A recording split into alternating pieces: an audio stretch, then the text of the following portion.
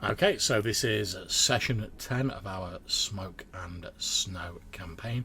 When last we left our heroes, they were heading to the nightly tombs where the undead remnants of the Solar Order have been doing battle with the mutant hordes of the wizard Takret on Witch Isle.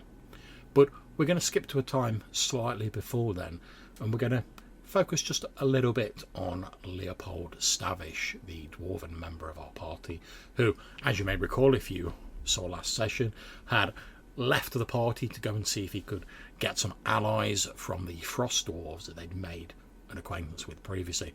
Obviously, as a dwarf himself, it was decided he would be the best spokesperson. So, Leopold, you've travelled away from the rest of the party, bid fond farewells, etc.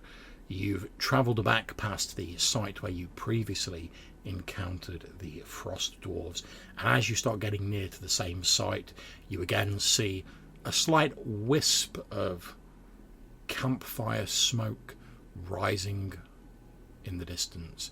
As you get nearer, you can hear the faint crackling of logs burning, and you can smell the charring wood, and you can hear the sort of gruff voices talking in the language that, although you don't really speak it, you recognise as the sort of the weird version of Dwarven that these Frost Dwarves, as you've called them, use. And you know that just over the next rise is the campsite where you previously encountered them, and you can hear some more of them there. The day has turned. The weather's been quite poor, but it's now gone a little bit clear. So there's no snow or rain falling. The wind's fairly mild, but it is still very cold. So as you're walking along, your breath hisses out from you in voluminous clouds of white smoke. What do you want to do? So I've come looking for some reinforcements to perhaps assist us in our explorations into the weirdness of the Isle. Quite. The so-called Frost Dwarves didn't seem entirely dismissive, so it's occurred to me, well, perhaps they could be petitioned into rallying to our flag. So as I see the smoke rising, I'm gonna descend upon their camp with as much joviality as I can muster, which is not a lot. Okay, so as you walk over the slight rise, and it's only very slight sort of hills, you can see in this small recess sheltered from the wind, there is a small campfire burning. You know, there's bits of meat on sticks sort of at an angle around the fire cooking. Oh, nice. The smell's quite enticing as you get closer. You think it's maybe like a deer or something similar. Oh yeah, I like a bit of venison. Yeah, from what you can judge from this distance and the smell of it, and you can see maybe a dozen or so of these Frost Dwarves sat around it. In appearance, as we've described previously, they're of similar stature to yourself. They're all wearing like quite heavy furs against the cold. They have very pale skin, and most of their hair is white or blonde.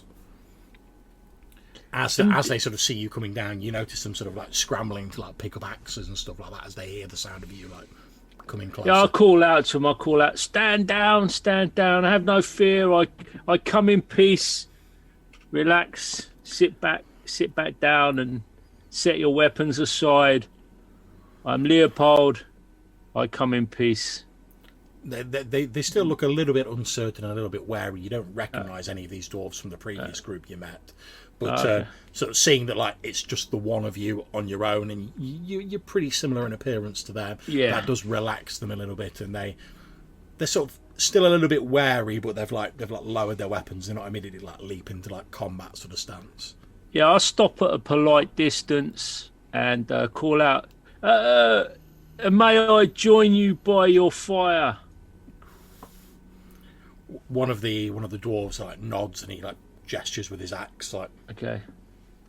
I'll make sure I've got all my kind of like weaponry stowed away, and I come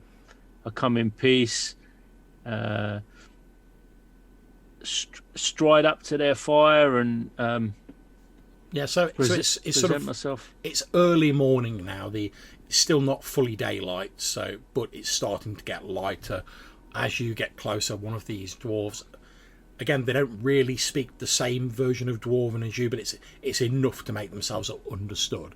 One of them says, "You are lucky."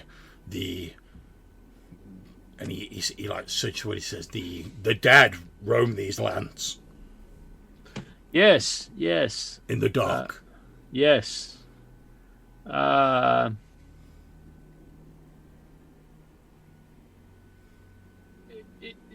That's why I'm here.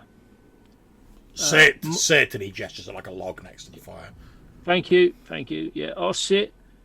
I am Leopold. I come with a company. We seek.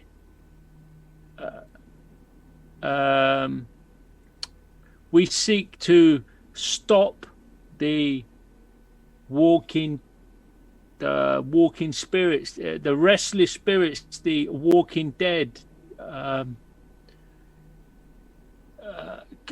Could you aid us? Could you help? The dwarf who's been doing most of the speaking looks thoughtful, and he snags one of these sticks with like some meat on it, and he bites off a chunk, chews it for a few moments, and then he says, We go to fight at the mound with our brothers. There is an attack there. And he struggles the word. The warlock Takret is there with his creatures. We go to help our brothers.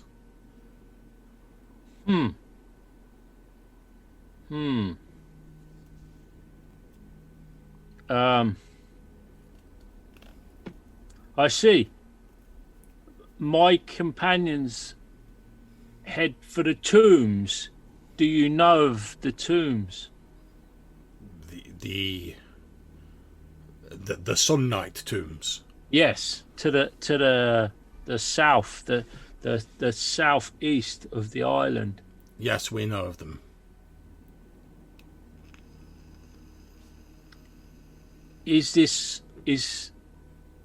Are the tombs not a place of power and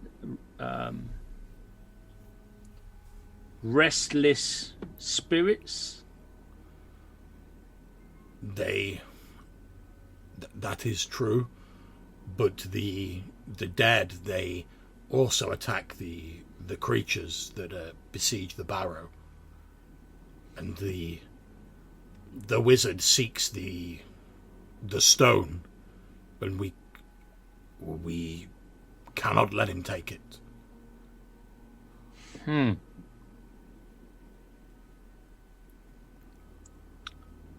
Is this to the west? Yes, the great stone. The Chaos Stone.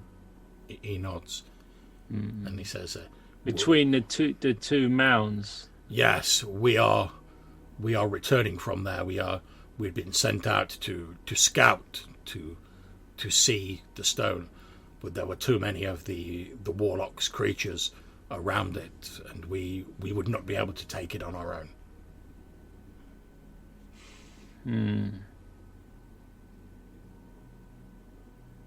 And where have you journeyed from? We came from the barrow. We travelled to the stone, and now we travel back to the barrow. We have stopped here to eat and to rest for a while. Then we will continue north to the barrow, and we will join our brothers in the fight.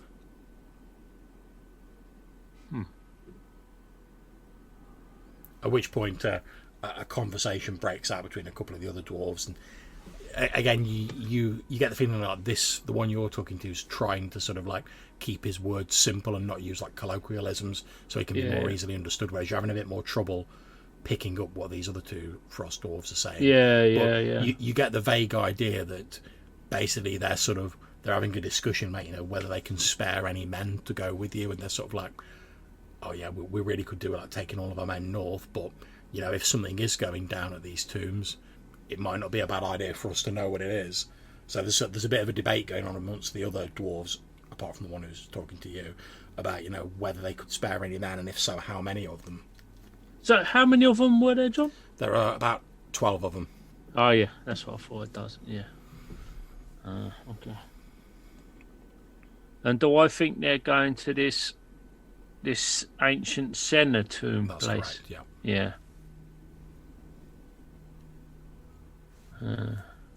I don't really want to upset that mission too much. After a while, the dwarf who's been talking to you says, we may be able to send some of our people with you, but it will not be many. We need as many people as possible at the mound.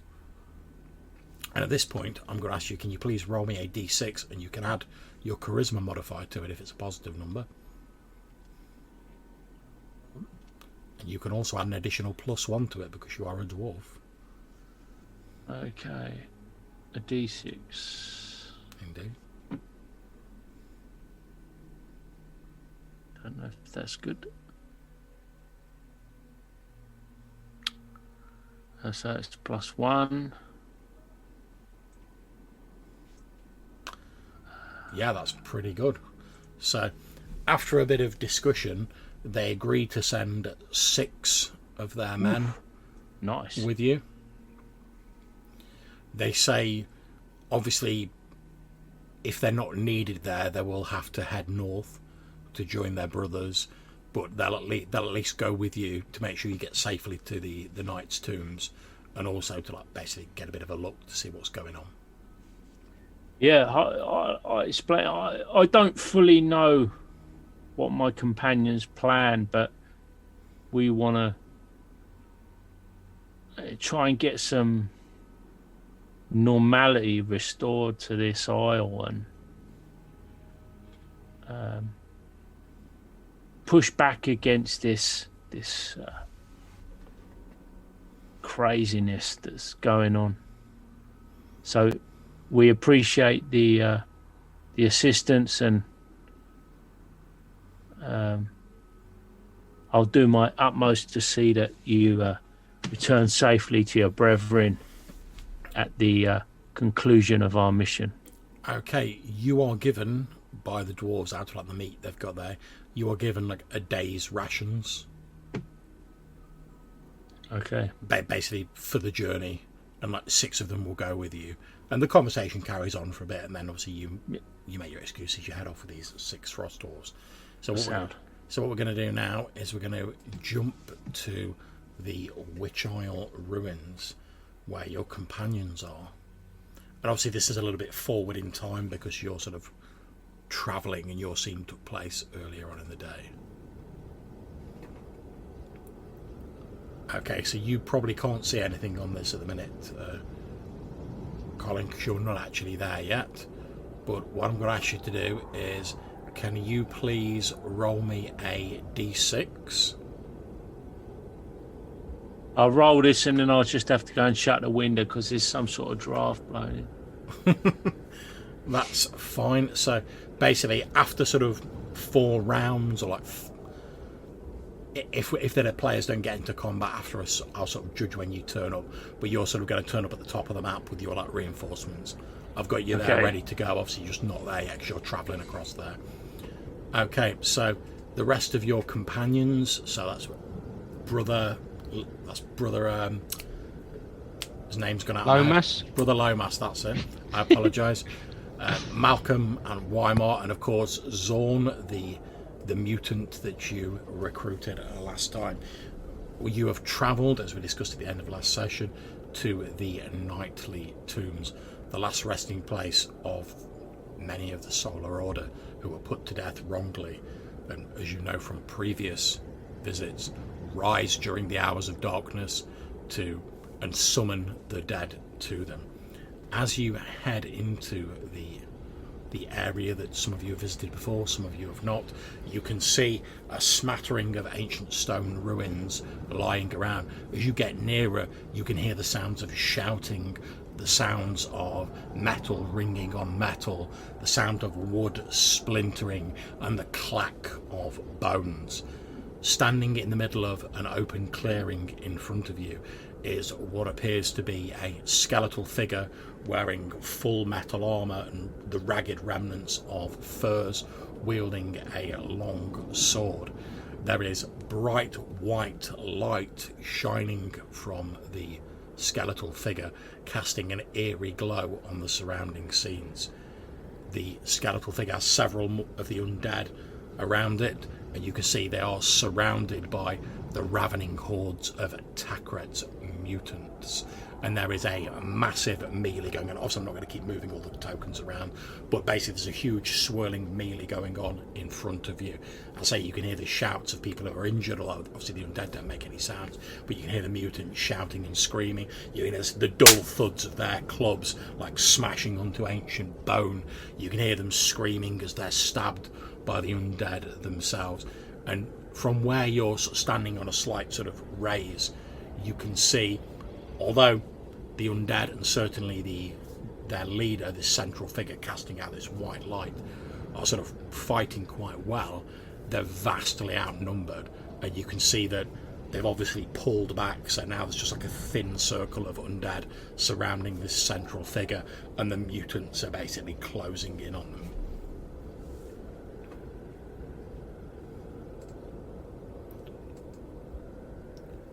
What do you guys want to do? I'd like to speak to Zorn. Is it Zorn? Yes, it is indeed. Yeah.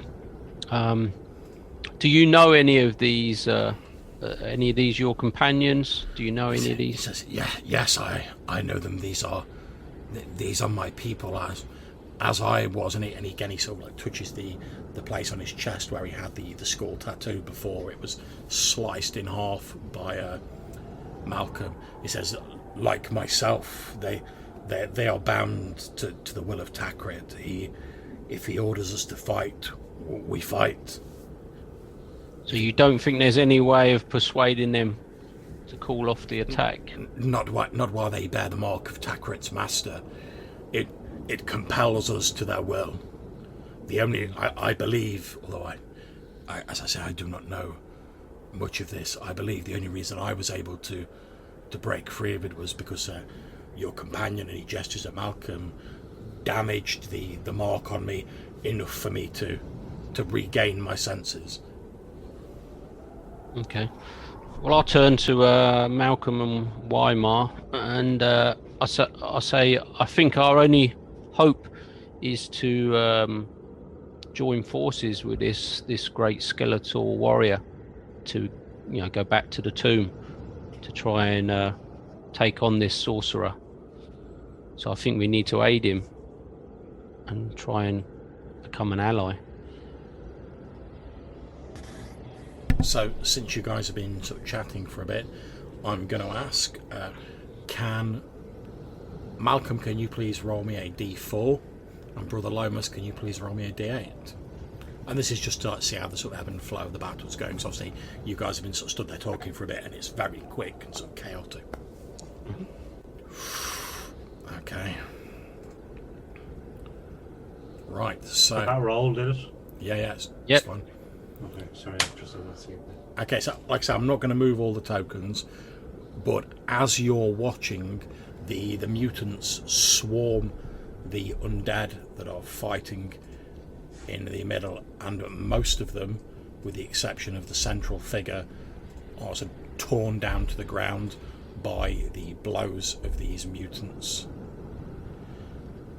As they do this, a couple of the mutants fall to the undead swords as they're fighting, but their vast numbers comparatively soon start to tell, and pretty soon, sort of as you're sort of talking, the only undead that is left is the central figure who's being sort of swarmed by these mutants.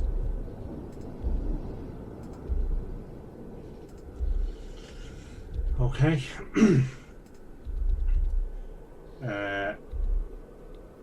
Okay, so I think we should do something. So I am going to run to here, and I'm going to try and shoot this mutant. Okay, well they don't know you.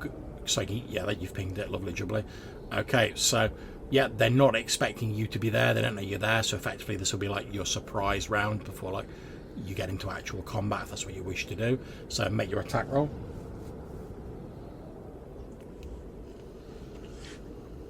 Do you want us all to move, John, or should we just? Yeah, you can all feel free to move where you want to. Yeah. Okay. So like I said, this is your surprise round.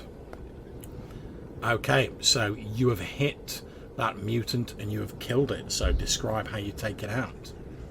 So I guess it's just kind of it kind of heard something. And it was kind of looking around, and as it looked around, the arrow came straight through and kind of caught it in the eye and kind of knocked it on its ass.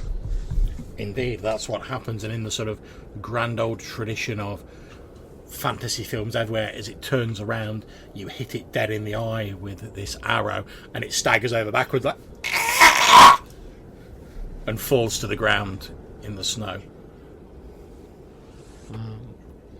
The movement rate, John. Yep. Is that 24? Is that OV? Is that? No, that's not it. Where is it? It is. Your encounter movement rate is 40. Oh, it's 40. And are these 5 foot? Yes, they are. Yeah. Yeah. Okay, what I'm going to try and do is run past Malcolm. Okay. So I'm sort of coming from a westward direction. Yeah, that's absolutely fine. And as I say, if you use your measuring sort of tool, and while you've still got the measurement out, if you just press space, it will move you to wherever like you measured to. 40. Oh no, there's a wall there though. Is that a gap in the wall, or is that not? There is a gap in the wall, yeah. Alright, it seemed to come up with an error saying there's a wall in the way. It may just be the angle you're at, so I'll move you there, don't worry about it. Okay. Okay, there we go. You run into the darkness. Alright, and as I'm running, I'm going to shout out, "We've got them surrounded! Move in, engage!" And try and sort of throw them out that might distract them enough to cool some heat off of the big guy in the middle. Okay. As we come from different directions. You do hear some sort of shouts from the outlying mutants as they've heard you shouting. They're sort of looking around, trying to see what fresh threat is now menacing them. Okay, Weimar, what about yourself?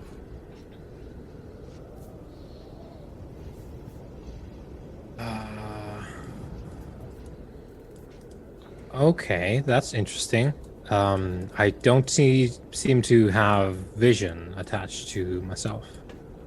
Are you carrying a torch or anything? Oh yeah, that's probably. I can get that going. I think I still have one torch. Okay, that's not a problem. I'll add that on for you. Just give us a second. Yep.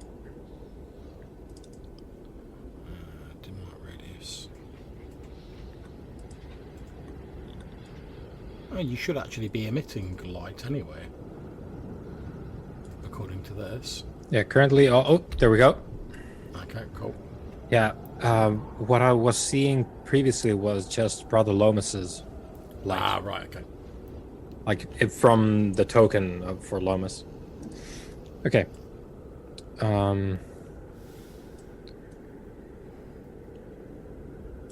Well, there's nothing for it. These are all the sort of mutants that we saw previously, correct?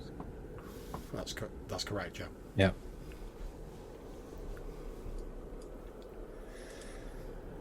Okay, well, let's see.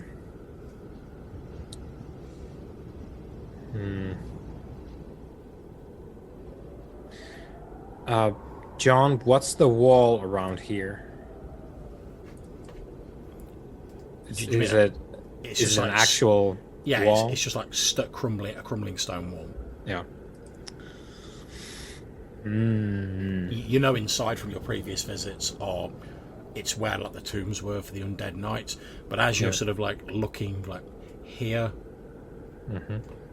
and here, you can actually see the remnants of two of the undead knights, now actually dead, lying on the floor. And obviously there's other like generic undead scattered around and like dead mutants and whatever, but if you see a skeleton on the ground, it's effectively one of the fallen knights. I've not put all the bodies on there because the map would be ridiculous. Oh, I jumped into the void. Oh no. Bye. Bye guys. Yeah, I guess what we're gonna do is well, actually, yeah. Well, okay, yeah. So I'll step a little bit closer, and have they noticed us at all yet? They've not noticed you yet because this is obviously you're effectively moving simultaneously with Brother Lomas and the attack from Malcolm. So obviously with the mutant having been like as he's fallen over, they will know next round someone's attacking. But this is your surprise round, so they've not seen you. Right. Yeah. So I'm going to shoot this one. So again, the same kind of deal with Malcolm, and hopefully we can sustain that. He has his torch on a sling at his belt, which is dangerous, of course, in the long term. But yeah, we're going to give that one a go. Go for it. And longbow, there we go. Missile.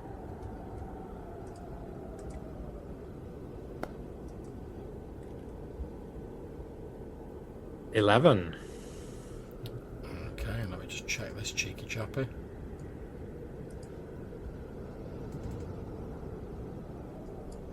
Okay, so that hits because he's a minion. So he's basically in the process of turning around going, we're under attack! Yeah. Yep. Good times. And he collapses into the snow dead. As you're doing this, you, and only you, in your head, hear a slightly faint but sort of like almost like in awe voice go, my God, it's the bride.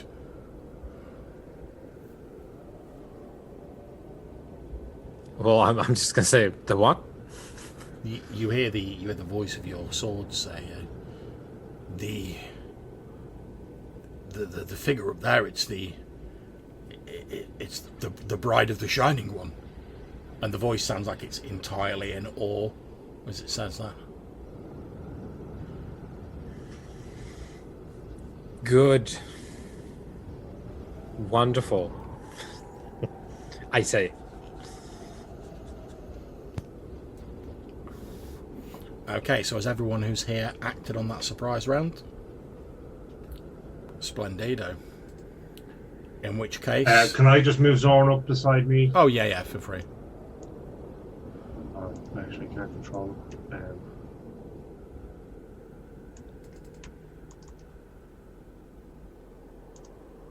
Sorry, we can't seem to move it. Okay, let me just have a look then.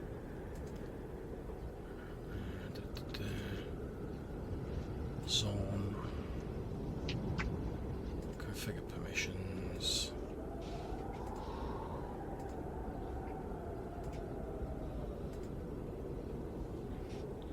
Okay, give it a go now. Yeah, perfect. Okay. So this sort of twisted mutant that lopes alongside you through the snow.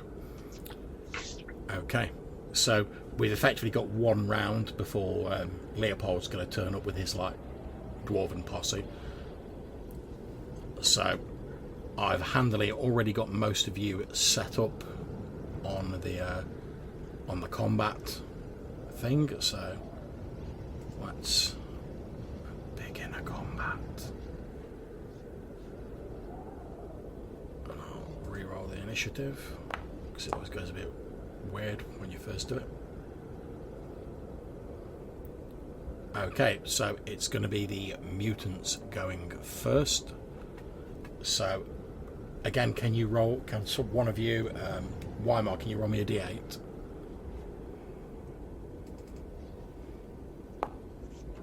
Six.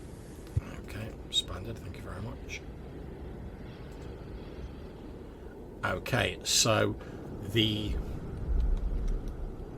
skeletal figure, the only undead still fighting, is taking a bit of a beating. It doesn't appear to be like doing any major damage, but basically this creature's surrounded by these mutants all just like wailing on it, and the undead knight at the centre, the bride as your sword referred to her, is sort of like parrying as many blows as it can with the sword and occasionally licking out and doing a wound, but there are more of the mutants than there are of it, and their greater numbers are starting to tell a little bit. Okay, so just add that onto the combat tracker. There we go. Okay, so we come to Malcolm. What do you want to do? I want to shoot this guy here, the mutoid. Okay, go for it. Okay.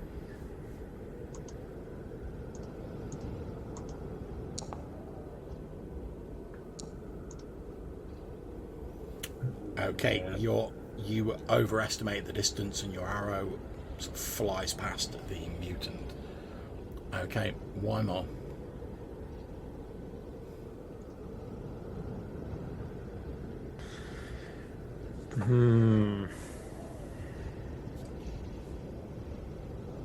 Okay, shoot that one. Okay. So let me update my arrow totals here while I remember it. So, oh, okay, longbow. Okay, good. And here we go. Praise Gale. Okay. See, that's what you get for calling out the wrong god. Yeah, we're the heretics now. Indeed. So again, another arrow whistles past these mutants. Okay, so next it is Zorn. So Malcolm, if you want to move Zorn, feel free. He's I've got to admit, he's looking like he doesn't really relish the prospect of having to like wade in and tonk like a load of his own tribe, but he seems to like appreciate the fact his life. Yeah, he seems to appreciate the fact that like it may be necessary because they're under the control of like Takret.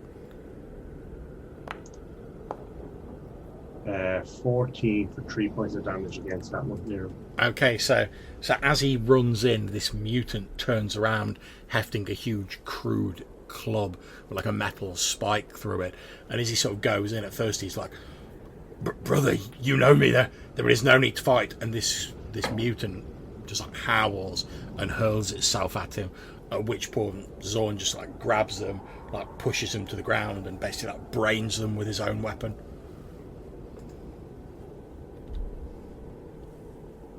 And you see, as he sort of like looks up and he lets the body drop to the snow, you see like a look of sorrow on his reptilian face. But you see he's sort of, although he's sad about it, his jaws set in grim resolve because he's basically them or him at the moment. Okay, Brother Lomas. Okay, I'm gonna try and continue to move. Okay, if you have any troubles, let me know and I'll move you. I'm moving 15 foot to there. Oh, Yep. I can see them now. Okay. I shall move a bit closer.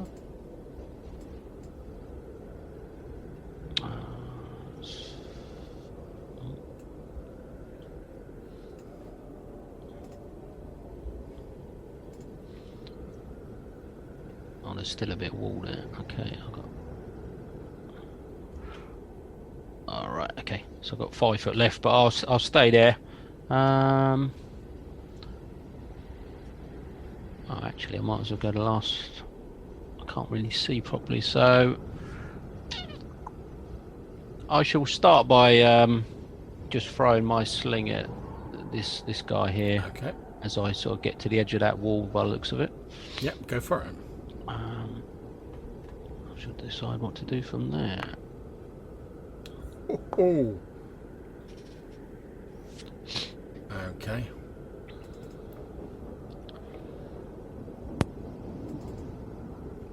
Okay, so that's not enough to finish him off. However, the stone from your sling does hit him on the side of the head. He lets out a howl of pain and sort of like turns in your direction as he sees you sort of like lob the stone at him. Hey, cool. Okay. So I'm going to make an attack for the undead creature.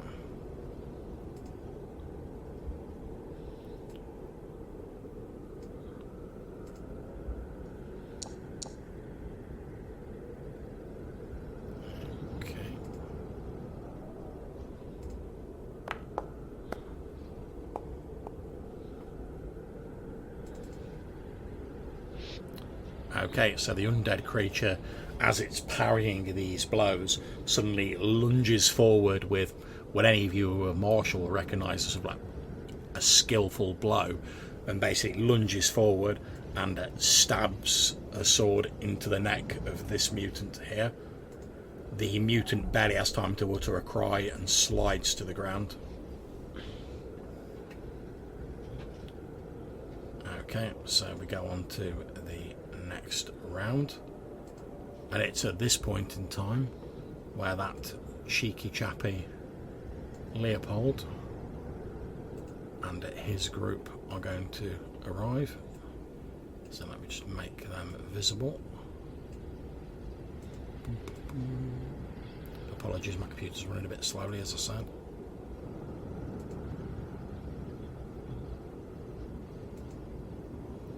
And I'm going to add these onto the initiative.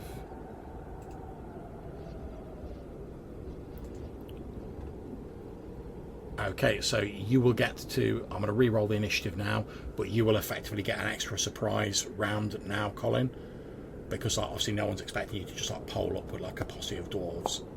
Okie dokie.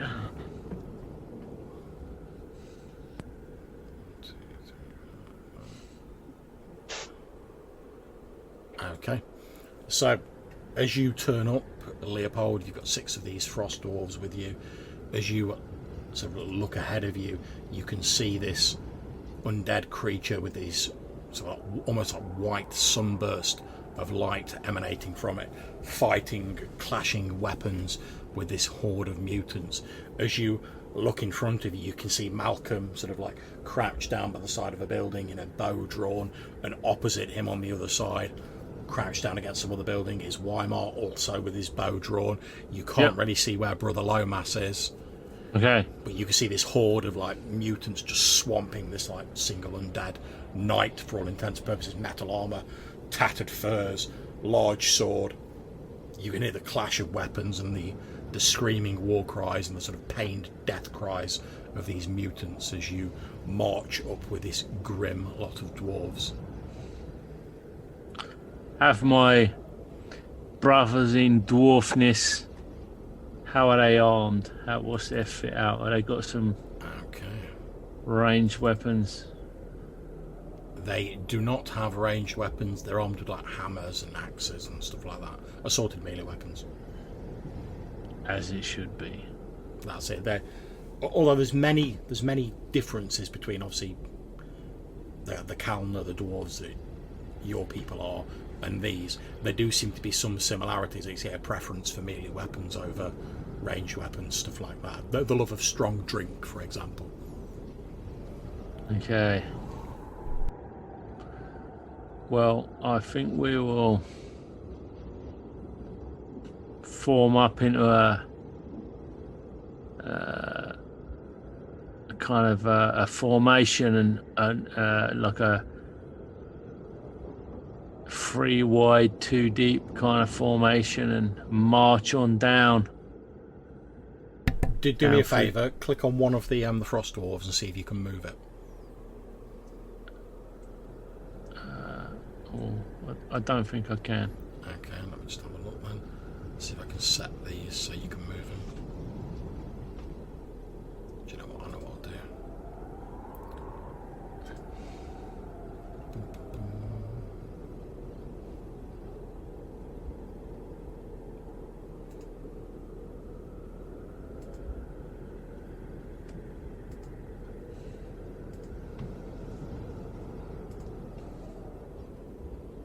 Okay, if I've done this right, you should now be able to move the Frost Dwarves. Oh yeah, it looks that way. So at a 30-foot or 25-foot move. They are 30 foot. So 1, 2, 3, 4, 5, 6. All right. So okay, that's cool. We're gonna rock up here. Okay.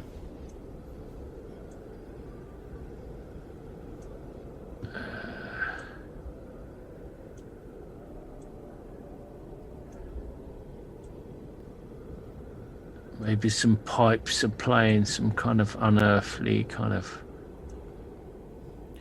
Well, it's probably Frost Dwarf pipe music. It's probably not pipes, but in that sort of Or vein. drums. As they move forward, one of the dwarves at the back, like the one that's just in front of you, like pulls out what appears to be like a big like ram's horn or some sort of animal horn, and he goes. Yeah.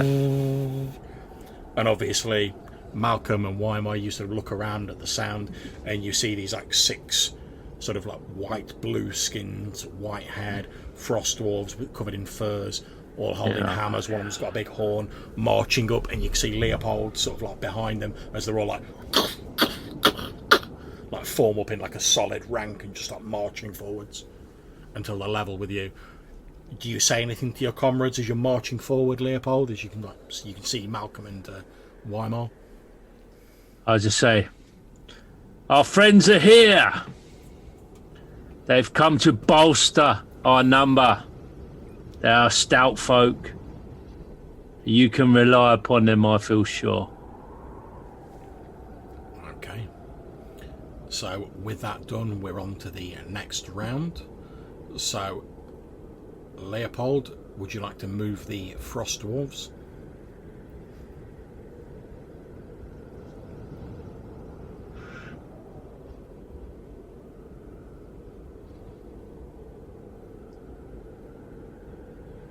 You're muted, Leopold, if you're talking to us. What's the story with this Zorn fella? You don't know. You know nothing about him. As far as you're aware, it's just another scrutty mutant. All right, I'm gonna consult with Weimar before I order. Okay, so Weimar, what's the story with this? What is it? That fellow over there?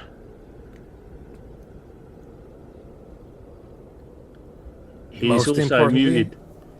Most importantly, at the moment, the story is that these minions of Takret are their enemies. So protect the skeleton. it's to do with history, which we don't have time for currently. And yeah, Weimar is quite right, because obviously you're having these snatches of conversation, and as you're doing this, you can hear like the battle ringing out. There's arrows being fired. There's mutants screaming either in their death throes or shouting out in their hatred as they rain blows down on this skeletal figure who doesn't make any noise whatsoever aside from the like snickering of the blade as it's flashing out at these mutants. So the arrows are flying from this group in the centre out towards... No, I was referring to like Weimar and Malcolm like shooting arrows. Because obviously this is sort of happening sort of around all in the space of a few seconds while they're doing their stuff. The mutants seem mainly to be on like crude clubs, axes, stuff like that, and they're literally just like wellying into this like skeletal figure, which appears to be a lot greatly superior in terms of combat skill to them, and is like parrying blows left and right and occasionally just like jabbing out with his sword. But there's only one of this creature, and the mutants have got the numbers, and they're all sort of slowly closing in. You can see a number of what look to be other undead lying around on the floor, already bearing the marks of having been slain by these mutants, sort of like huge crushing blows that have been landed on them.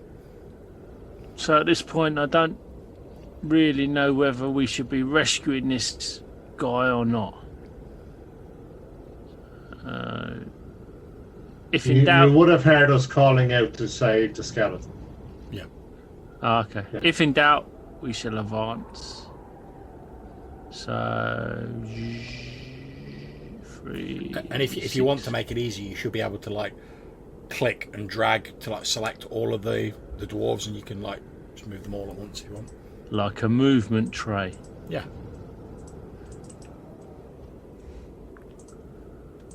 Okay. Oh. Dish. So the Frost Dwarves march forward. That is their go. Effects are marching. Okay. And Leopold dashes over it and he's going to try and get a Hold up a sec, Leopold. It's not your go yet. Oh, innit? Oh, what? Easy. It does you credit, my dwarven friend, trying to get into the battle straight away, but... yeah. Okay, so what I'm going to ask now is... Ain't no Kitchener. I'm going to have... Since you guys haven't really told like the Frost Dwarves to like not attack Zorn, the one who's nearest to him is just going to try and batter him because he's like, oh, there's a mutant right next to me, like... So I'll make a roll for him.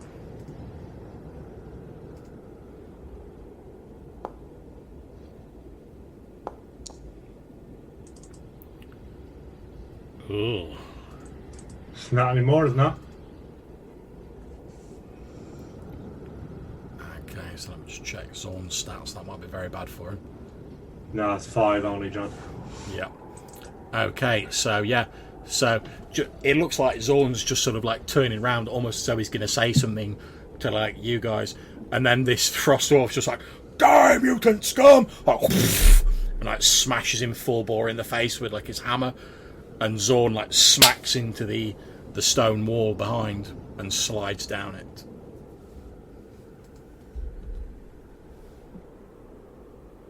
And lies very still.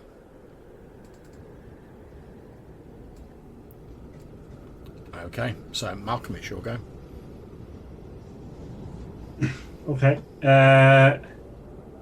So I want to move up to here.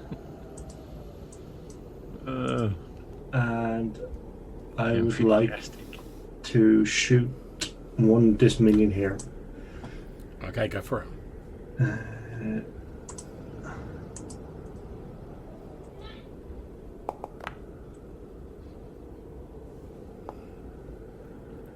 Okay, describe how you... It was this one, wasn't it? Yes, please. Describe how you take him down. I guess it's kind of it's leaning in to make its attack, and it just kind of arrow just comes into the back of its neck and kind of appears out the front. Indeed, and that's what happens. And as it sort of falls forward, the skeletal figure just like kicks it with its boot, and it topples over. Okay, so Weimar.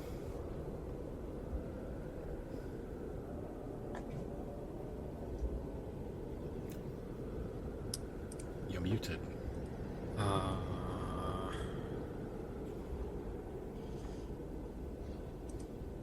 Right. Well, I guess we're going in. I don't think that'd be like that'd be sort of Weimar's like motto. I guess we're going in. I guess.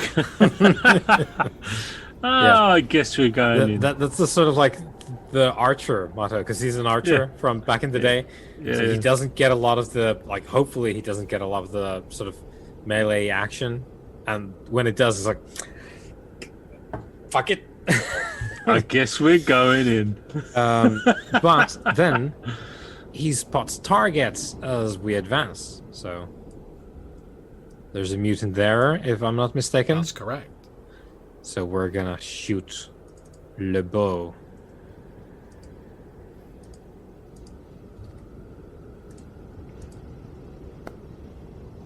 Oh, there we go. Unless it's a boss mutant. It is most definitely not a boss mutant. So describe how you fell this warped and twisted creature with your longbow shot. Well, I'm going forward with the dwarves, trying to match their pace. I let them go a little bit. It's not difficult. I'm not going to lie. Yeah, but I let them go a little bit faster than, like, they're at the front. Yeah, I understand. So I'm tailing them a little bit, and I noticed there's something going on with Zorn that I entirely missed. But then I picked up this guy as I was trying to see like what's going on, and it's just sort of like a shot of opportunity. It's like, okay, we're going. About to switch to the sun sword, and then wait, and yeah, it's just a drive-by, really. Okay, so Yes, you can't pass by a drive-by. That's what I say. okay, so next it is the mutants. So this one here is going to move over to Brother Lomas. Has just thrown the sling at it. This one's going to go towards Malcolm to attack. Well, that one's dead, right? Oh, sorry, I took off one from down here. I think you were talking for you. Should. Oh yeah, no, I was talking about this guy because Oh, it was that one. was Okay. That's That's one fine. that I'll remove that and I'll drop yeah, I'll drop another one back in the middle. That's fine. because I didn't see that before, but when I came down, I was like, what? Okay. So these mutants are going to stay in the combat because they're obviously already in a combat. I'm going to have these two sort of move forward to attack, and since they've got 5 targets in front of them, I'm obviously 3 dwarves, Malcolm and Weimar. I'm going to sort of roll randomly to see who they get. Basically, I'll from left to right, 1 to 5, and I'll re-roll if it's a 6. So the first one. Okay, so the first one's going for Malcolm, and the second one is also going for Malcolm. Shit! If they Okay. both don't hit, it should be okay. Yeah, that's the ultimate defense. Okay, so I'm going to do the one that's attacking Brother Lomas first. Okay, so he runs in, Brother Lomas, to like try and get at you. However, perhaps your amazing slingshot gave him like a minor concussion or something, because as he runs in, he like steps on like a big pile of slush. One of his legs like flies out from under him, and he basically like slides forward like at your feet, rather than like running in and attacking you. So you will get a +2 to any attack roll you make on your sweet. turn. So obviously remember that, because I will forget it. Yep. Okay, so I'm going to do the 2 like little minions attacking Malcolm. So numero uno.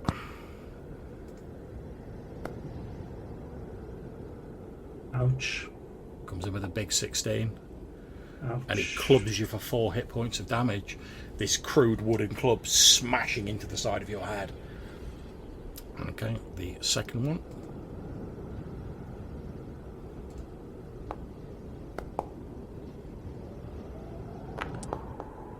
Luckily for you, entirely misses. Perhaps as you're reeling back, sort of like your ears ringing from the blow of the first, his sort of like hammer swings through the space where your head was a few moments ago, but he misses you.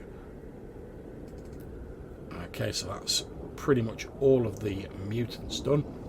So now we have the undead creature. Okay.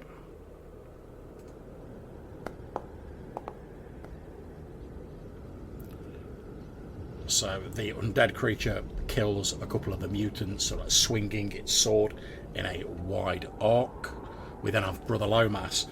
Like, say, you've literally just seen this mutant like run in, like, and then trip over and be like, and slide on the snow at your feet, and is now obviously trying to scramble to its feet. Yes, I quickly swap to my staff, my sturdy staff. Indeed. Um, Like I say, you get a +2. can I apply that, or do I just? When you do the roll, when the box comes up, there's like a modifier box. Oh, sorry, I've already rolled it. Or you can just add it on, it's fine. So that would get you 13, which is just enough to hit it. Oof. That's literally the exact number you need to hit it. So you've done it, because this isn't a minion one, so you've done it 1 hit point of damage, so it's still not enough to kill it. So as you sort of come in with your club ready to like bring the hammer down, it sort of like rolls out of the way and starts scrambling to its feet, and you only catch it a glancing blow on the side of its shoulder. But you are sort of whittling it down. I curse it. Okay, and last but At by my no feet. means the least, Leopold, the people's champion. Okay. Can I get myself positioned? To.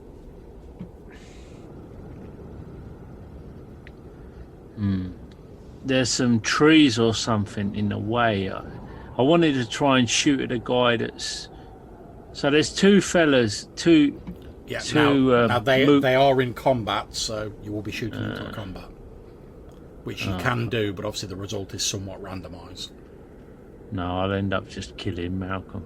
However, like what would normally happen is if you moved and shot, you'd roll a d6. On a 1 to 4, you'd hit one of the mutants. On a 5 to 6, you'd hit Malcolm. If you spend your entire turn aiming, then on a 1 to 5, you'll hit a mutant, and you'll only hit Malcolm on a 6. So if you do no movement, you just shoot. But obviously there is still a 1 in 6 chance you'll hit Malcolm. I just know I'm going to hit Malcolm. So I'm going to... and to be fair, as you look across and you're like, oh, could I do it? You see like Malcolm's looking quite badly injured. Yeah, so you're like, oh, what one shot if he like gets in the way of my shot? That could be it for him. No. So I need to try and get down here. So I've got 30-foot movement. I'm going to go 1, 2, 3, 4. If I book it down now, I've got 60 foot. No, so 1, 2, 3, 4, 5, 6, 7. So I'm like sprinting down here. So I'm behind Malcolm. Okay. Can I?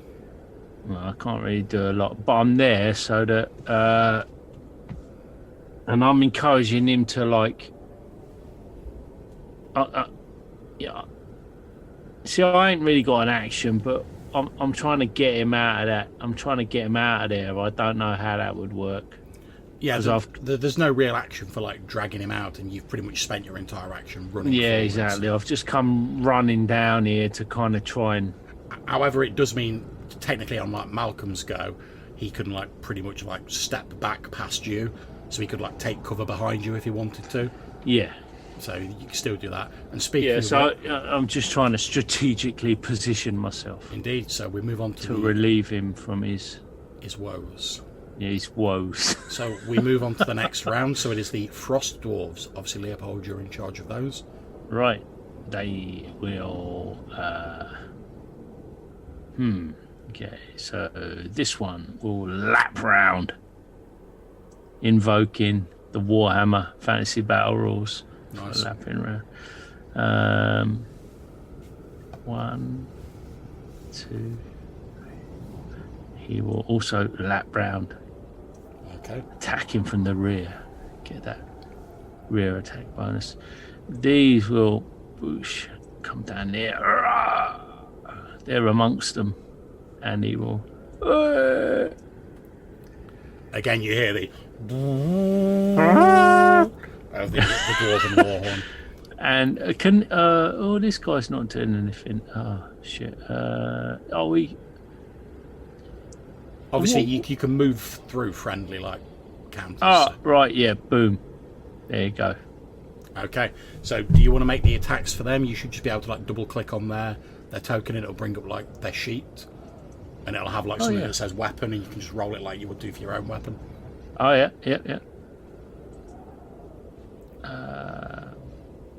So you can use the same sheet for all of them. They've all got the same stats. So how do I say? So the one by hold on. So if you just basically ping the one you want to attack. Yeah. So this dude. Yeah. Yeah. He is gonna attack. Okay, and he's attacking the one to the south of him, is he? Yeah. Okay. Oh, fuck. Okay, damage. it's a swing and a swing and a miss, unfortunately. But you've still this one. Okay. He's gonna attack the one in front of Malcolm. Yeah, go for it. Yeah.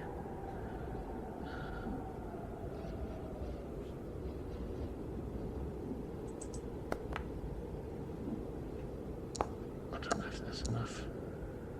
Unfortunately, it isn't. So onto your next one. You've got another 2 who could potentially attack the same mutant. Yep. He's going to attack that dude. Come on. Yeah! Yeah, I think we can say, well, they're a minion. They've only got 1 hit point, so Ah, okay. And it's a 20 anyway. So yeah, so between them, the dwarves are able to like hammer down that mutant that's in front of Malcolm. So we now have the two who are sort of in the main melee at the bottom. So this dude is going to tap behind him. He's going to do like a backswing with his hammer and take out that one that's threatening my stressed out companion. Go for it. My hard.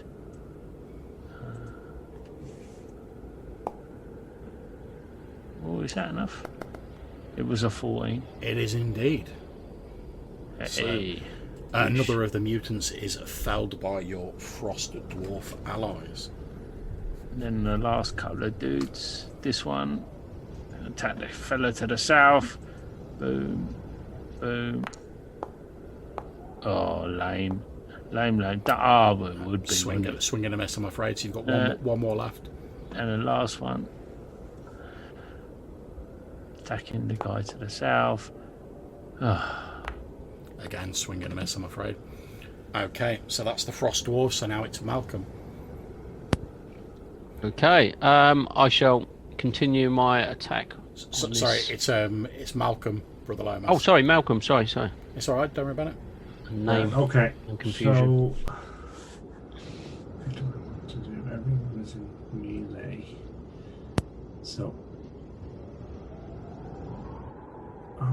Take a breather, Malcolm. Jeez. I'm going to come down here and I'm going to stick this guy in the back. There's no stopping old Malcolm. Should have been taking a Hamlet moment there. Oh, it's good. That's so bad. That was me sneakily taking control of him, I think. Yeah. He's relentless. He's relentless. So you can't stop him. You can try and rob his go, and He's not having it. pointless. It's pointless. Luckily for you, as you sort of run in behind this mutant who's like scrambling to his feet, he's been quite badly sort of injured already by Brother Lomas. So just as he's getting to his feet, you basically run in, like stab him through the back and finish him off. Nice. Because luckily Brother Lomas had got him down to 2 hit points. I softened him up for you.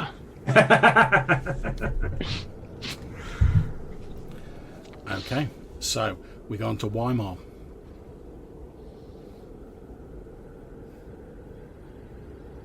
What do you want to do? Right.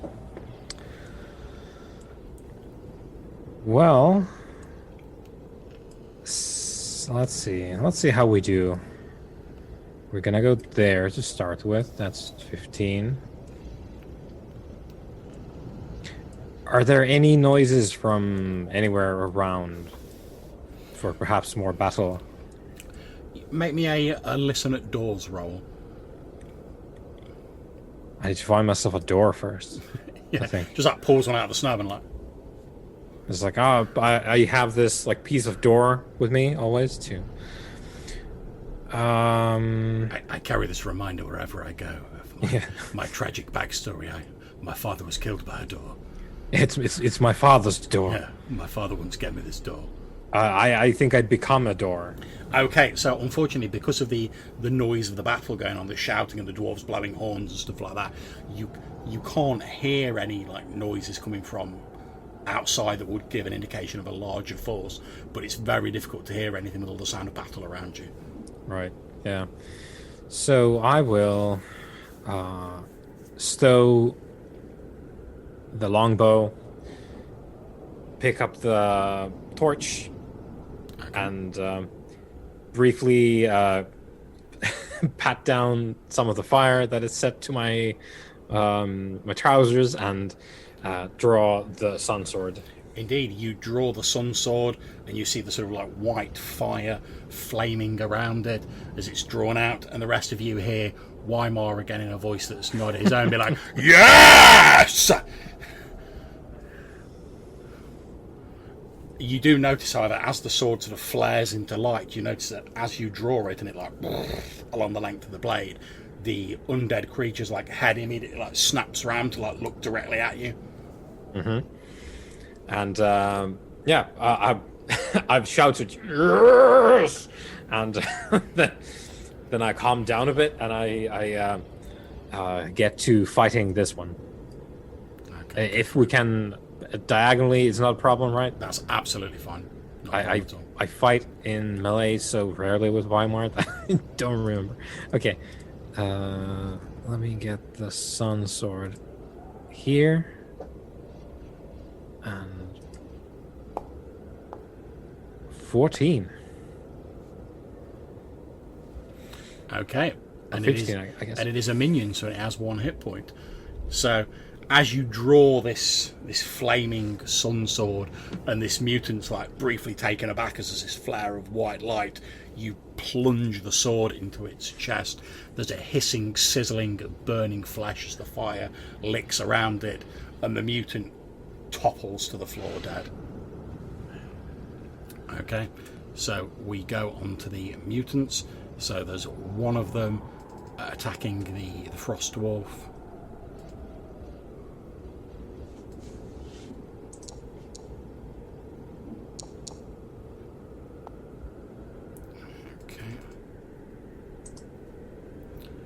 So there is a loud scream as one of the Frost Dwarves is killed by the mutant. He basically like smashes him in the throat with his club. The scream's like choked off into like a and the dwarf's legs buckle under him and he collapses into the snow, his face a bloody mess. I'm not going to get my deposit back now. And let's do the other couple attacking the undead creature.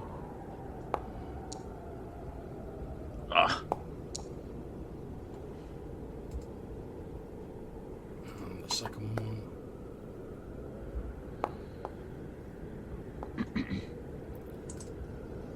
Okay, so perhaps sensing that the tide of battle has turned, the 2 remaining mutants, knowing they've pretty much got nowhere to go, because if they run they'll just be cut down, sort of renew their efforts in attacking the undead creature, and they deliver it what to a mortal person would be some quite sort of severe wounds, but it's difficult to tell with this creature because it's all like bone and some armor and rags.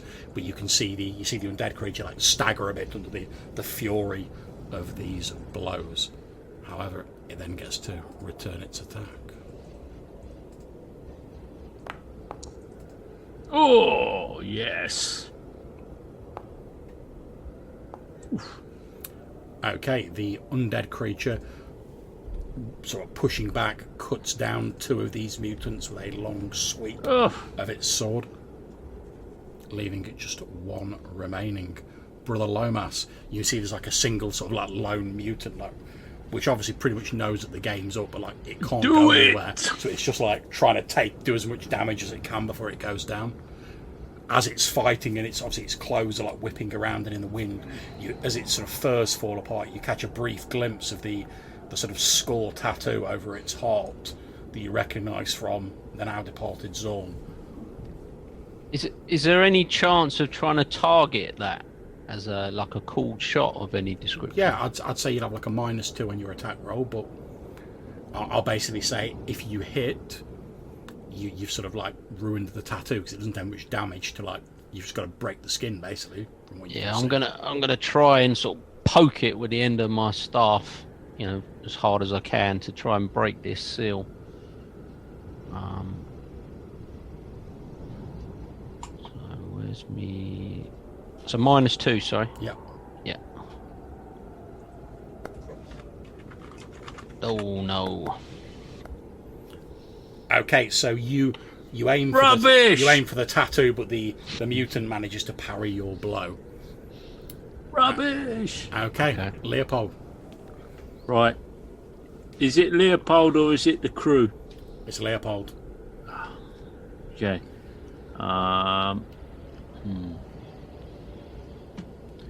Oh, I could come running down. I can come running down to it and launch myself at this fool. Go for it. Man, how does this work again? Dang, where's the weapons? Infantry. In your inventory. Yeah. Oh yeah, right. Frost Dwarf axe. Yeah! Boom! Okay, so describe how you come running in and you dispatch the final mutant. I come running in. Leopold comes. Whoa! Lomax! What was that?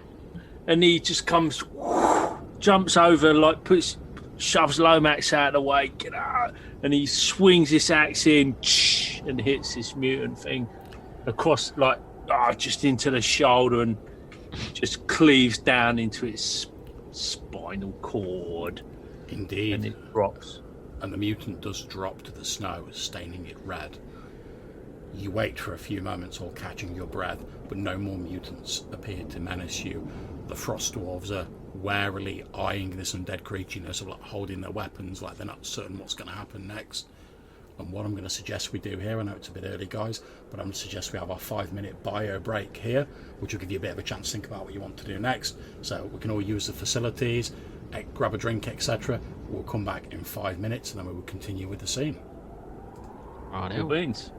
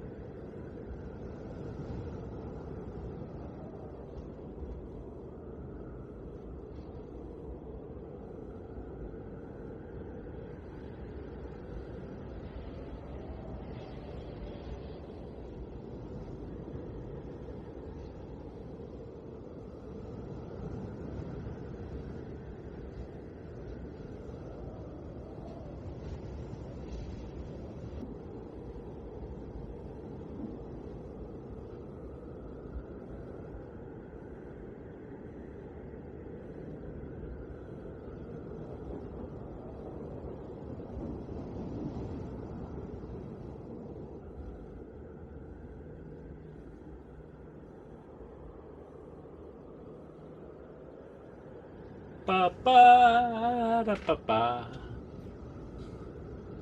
Greetings. Indeed. So I bust out a few tunes, John, while we're waiting. Well, nice. Long as they're public domain tunes, it's all good.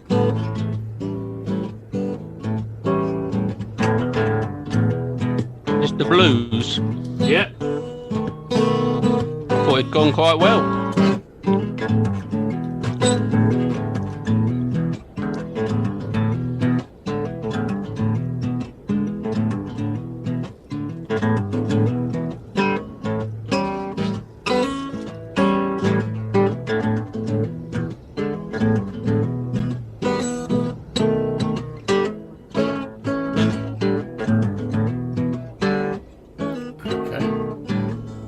Excellent. Thank you very much for that musical accompaniment during the interlude, Colin.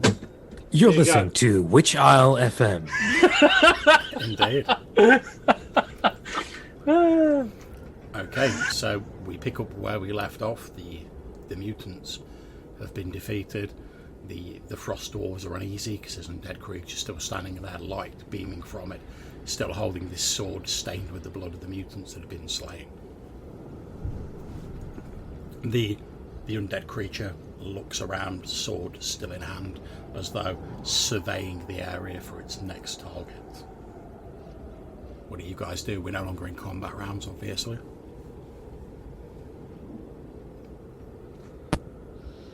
I'm happy to step forward towards the undead creature, and I shall put my weapon away.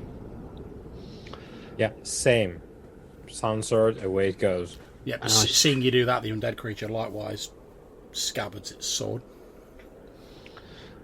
We need your help to defeat the sorcerer who tries to claim the stone to the northwest.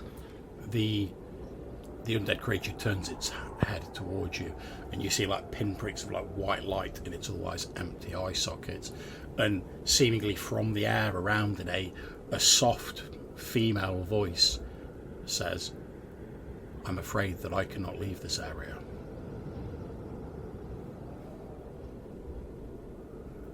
Is there anything you can tell us or Any advice you can give us that may aid us in our quest?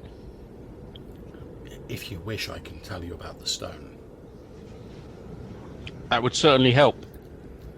In the ancient days, the forces of magic were chaotic, uncontrolled, and caused great pain and suffering across the land.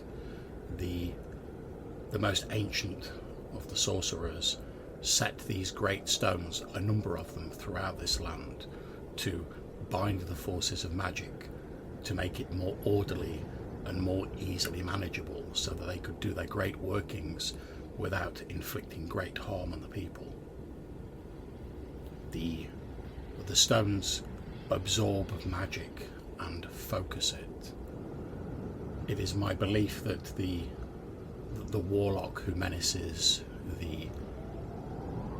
and she stops and then just like gestures with a bony hand towards the dwarves, the Frost Dwarves. It is my belief that the warlock will attempt to break the stone and take it from this place to use its power. However, if the stone is destroyed, it will no longer be binding the forces of magic. They will become chaotic and may flow freely across the lands as they once did in ancient times.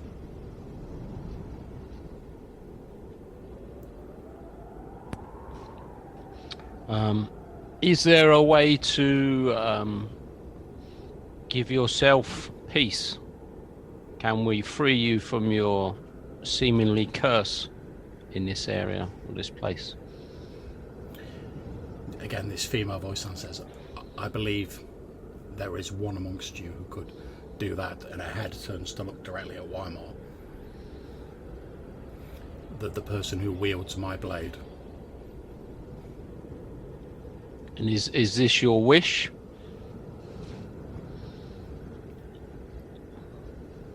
I would rather go to my rest knowing that this place is safe, but I have been here for so long.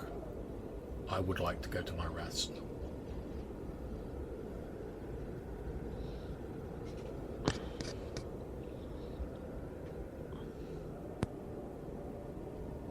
Can I jump in at this stage? Yeah.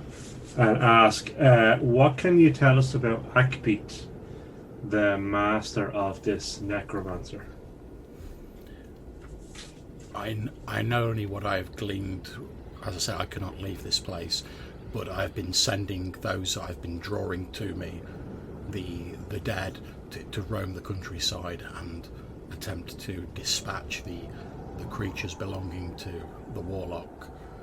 I believe that his master is some powerful force of chaos which seeks to harness the magic that has been absorbed by the stone. To what ends I do not know, but these stones were set in place by the wisest of the ancient Senna as a safety measure to prevent the great chaos and harm that the unfettered magics once caused.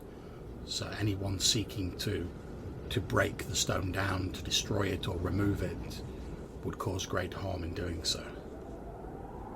My only thought has been to prevent that from happening, but I am hampered by the fact that I cannot leave this place where myself and my companions, and at this point she gestures to a number of the sort of fallen bodies which look to be the remnants of the other undead knights that were once here, sort of killed by the mutants before you arrive, when we were so unjustly put to death here and were thus denied the peace of our rest.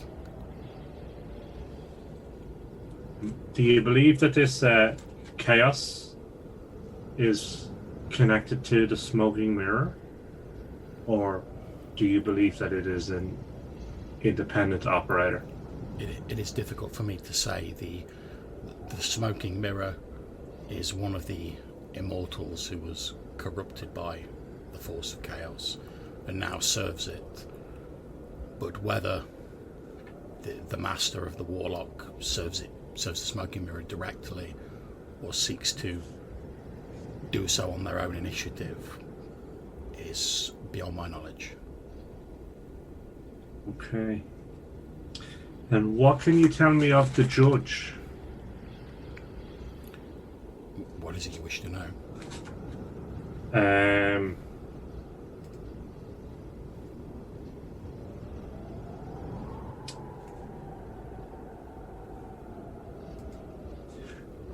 I wish to be sure that he is not also corrupted by chaos, and that the words that he spoke to us were true. I do not believe that, from what I know, that the judge has been corrupted by chaos. However, the judge was an immortal, and is an immortal, whose domains are the times of darkness, of deceit and sorcery.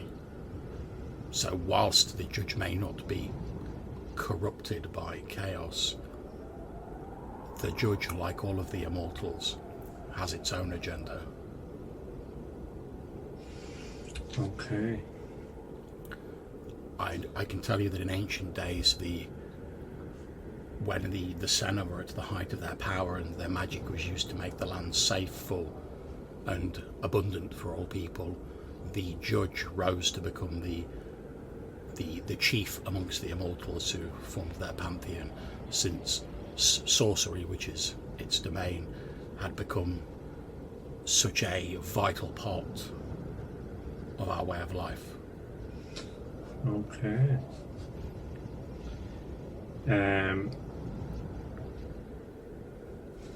And was he worshipped as a god, or did he walk among men as an immortal?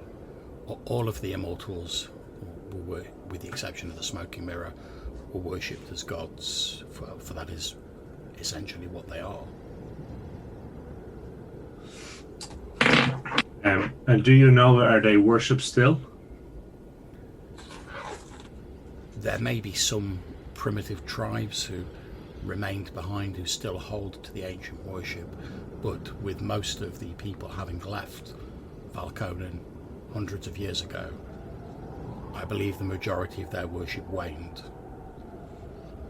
In my time, the Knights of the Sun, like myself, we worshipped the immortal known as the Shining One. I was given the title of the Bride of the Shining One when I led the Order.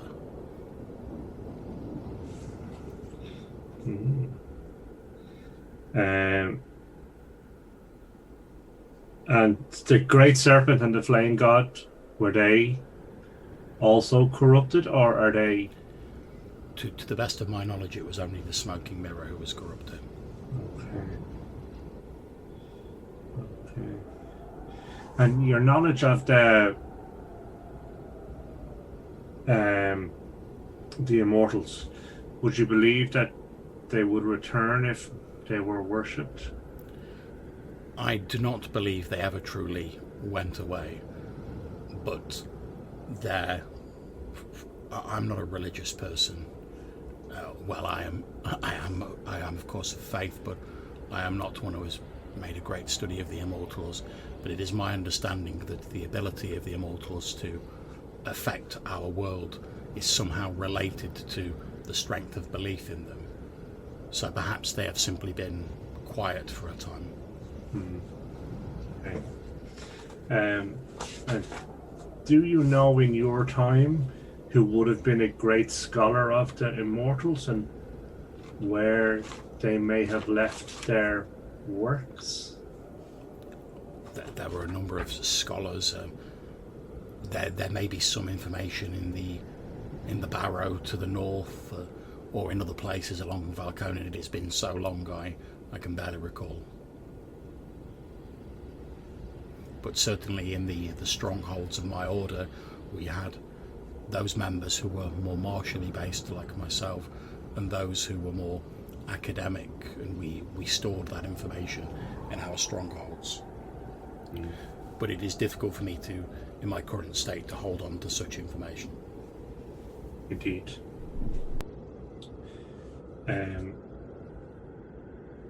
And then would you like my friend to release you from your pain now, or would you rather see this necromancer slain first? I no longer have, thanks to the troops that he sent against me, I no longer have sufficient forces to directly influence this matter. I have done what little I can with the resources at my disposal. I must place my, she pauses for a moment, my faith in the descendants of those who betrayed us, and she turns to look at the Frost Dwarves. Much as I would prefer otherwise.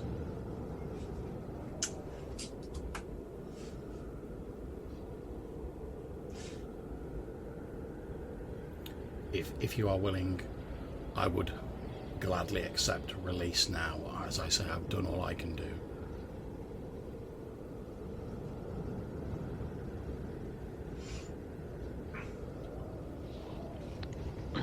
You don't think that she would be able to aid us by sending any more undead that would be raised from these sort of bodies and any others to the tomb, or are they bound to this area as well?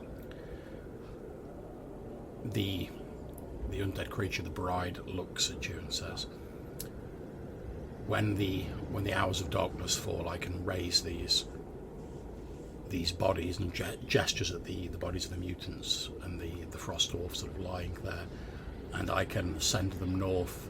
But the problem I face is such creatures are crude instruments at best. All I've been able to do is send them out and tell them to search for the soldiers of Takret and attempt to dispatch them. But I'm aware that they have attacked others, since they do not hold any of their former personality or their intellect. As I say, they are crude, blunt instruments, but if you believe it will help, I can do, as my last act, I can do so. They will not fall if I am released once I've stirred them into a facsimile of life. Which as I loathe having to do so, it has been necessary. But she's basically saying that she wouldn't be able to stop them from attacking us potentially as well. They're very hard to control. When you sort of like pose that, she says, so since you will all be here when if you are here when I raise them when the hours of darkness fall, I can give them instructions not to attack you specifically. My problem previously is I have just sent them out and told them to attack the aggressors. I cannot give them specific orders not to attack people when I am unaware exactly who is on the island. But if you are here, I can make sure they do not attack you. Okay. That is the best I can do. But it is already night time, isn't it? It's just sort of starting to get dark now, yeah. Oh, okay. So she could potentially do that. I think that's still worth doing, isn't it? I sort of put to the group. We not leave them to their... Whilst all this conversation's going on, Leopold is attending to this fallen Frost Dwarf, trying to do what he can, seeing if he can revive him. You move over and you attempt to do what you can, but he's gone. The other Frost Dwarves sort of like move around you, and they're sort of stood with their heads like bowed as they're sort of looking down at the dead comrade. Do some CPR or yeah, whatever. You try it, and eventually the dwarf who was sort of speaking to you originally, he sort of he smiles sadly at you, and he like puts like a gloved hand on your shoulder, and he says, he has gone to be with our ancestors now. We should let him sleep. One final fire to light his way into the halls of the ancestors, and he sort of like clicks his fingers and gestures at one of the other Frost Dwarves, who pulls out like a what appears to be like a sort of like a water skin, and as he uncorks it, you can smell that like ridiculously strong like Frost Dwarf spirit that you like got tanked on previously, Leopold. He offers it round to all the dwarves, yourself included, and they all like, have a swig of it. Yeah, some of that. You only have like a swig, so I'm not going to make you like make a roll to see if it gets again. And after they've all had a swig, it's passed to the guy who's been talking to you.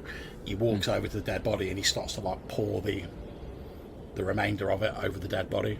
Yeah. Okay. At which point he stands back. One of the other dwarves steps forward. He takes out like a sort of flint and steel, leans down next to the body and like lights him up. And after a few moments, there's a small spark, and it quickly catches thanks to this alcoholic spirit, and the body catches fire. And all the dwarves sort of stand there with their arms like folded across their chests as they. Yeah, I just copied him. Smoke going up.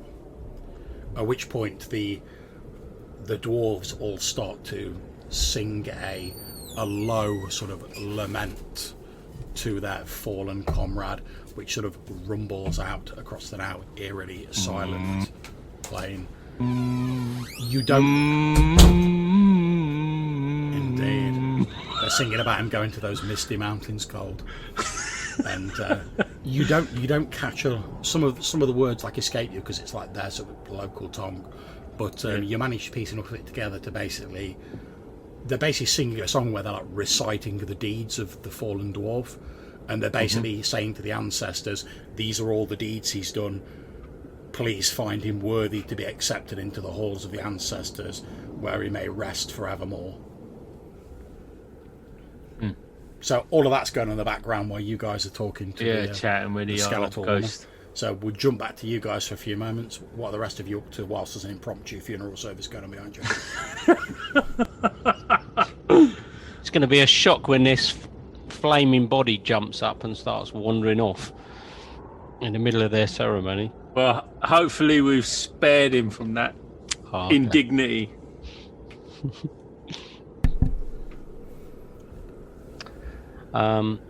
So yeah, I mean it's I guess it's down to us if we wait for nightfall for these mutants to be raised to help us in our quest to battle the sorcerer and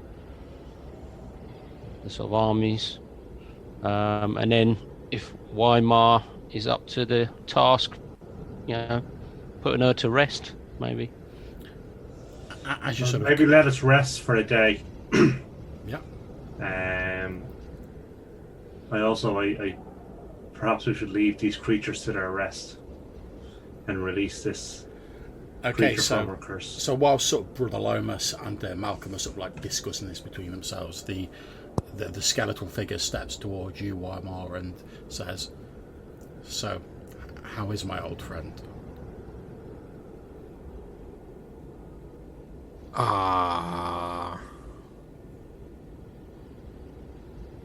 You mean the sword? Although there's no facial expression on the skeletal face, you almost like sense a like slight amusement. He says, "Yes, I mean the sun sword."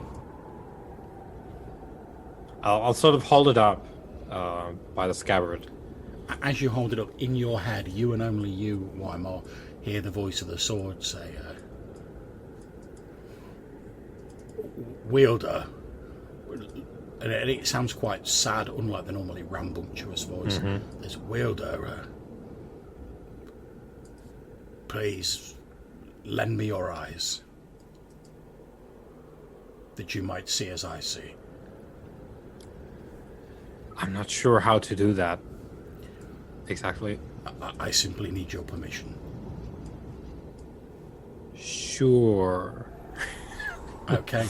And as soon as you like give your permission, the sword overlays your vision with almost like an illusion, or perhaps it's a memory.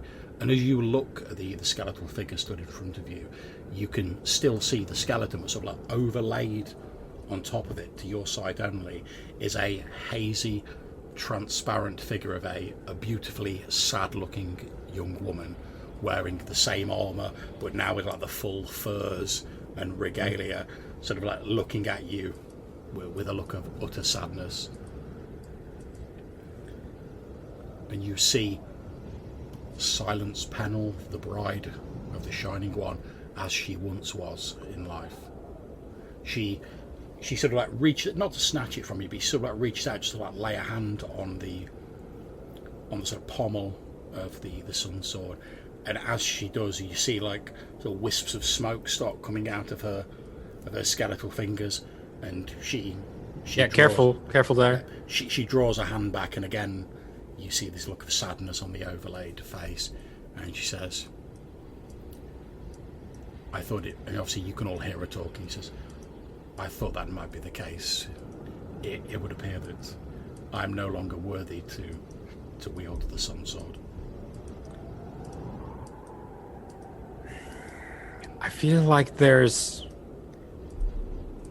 it's not so much about worth, really. There's different rules. I'm not. So you wielded it before? Yes.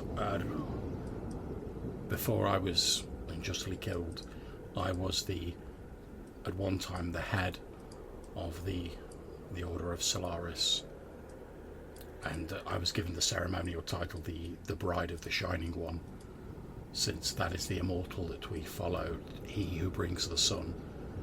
And it was given to the mightiest of our warriors, of which I was deemed to be so, to wield this holy weapon, to bring its light into the darkest places of the world. But sadly, that dark place is where I live now.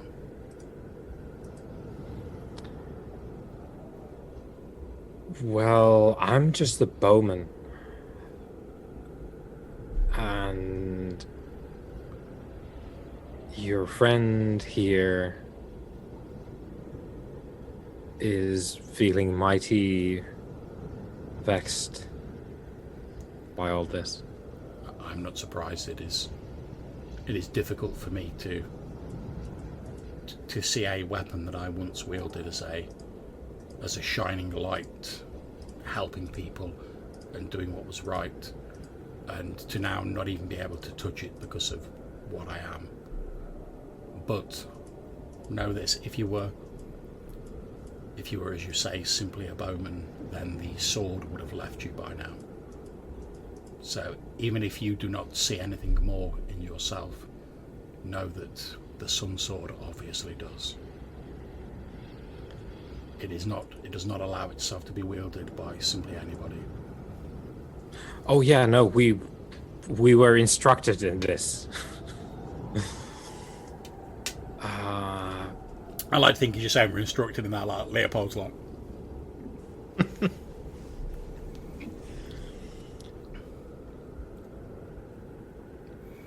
It feels unworthy of the moment here,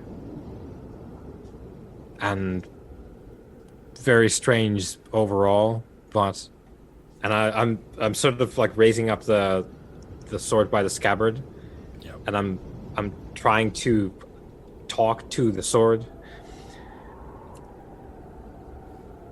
If you'd like to talk to, you could give it a go. I don't know if you blatantly don't need permission for it, but if you have it, then maybe it'll be better for you. I don't know how this works, but if you want to say anything, here's your chance, because yeah. Okay, the voice of the sword in your head says, with your permission, since I can currently only speak through you, would it be, and again it's not like it's normal rambunctious self, it's quite sort of sorrowful, would it be possible for us to have a moment alone with the bride of the Shining One? Of course.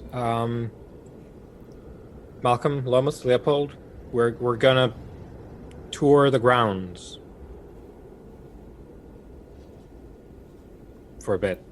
Okay. So as you walk off with this undead creature, the and we'll just sort of like, we won't go into all of it, but the Yep. the sword talking through you, and obviously you can hear all of this. The sword sort of asks how Silence Pennell came to be as she is now. She tells the story that when the people turned against the ancient mages, the Senna, believing that they had caused the Great Ice Age with their misuse of power, that she and her inner circle stood in defence of the reputation of the mages to buy them time to get away from the angry mob, and denied their prey as they saw it. They turned on the knights, they put them to death, blinding them and burning them at the stake.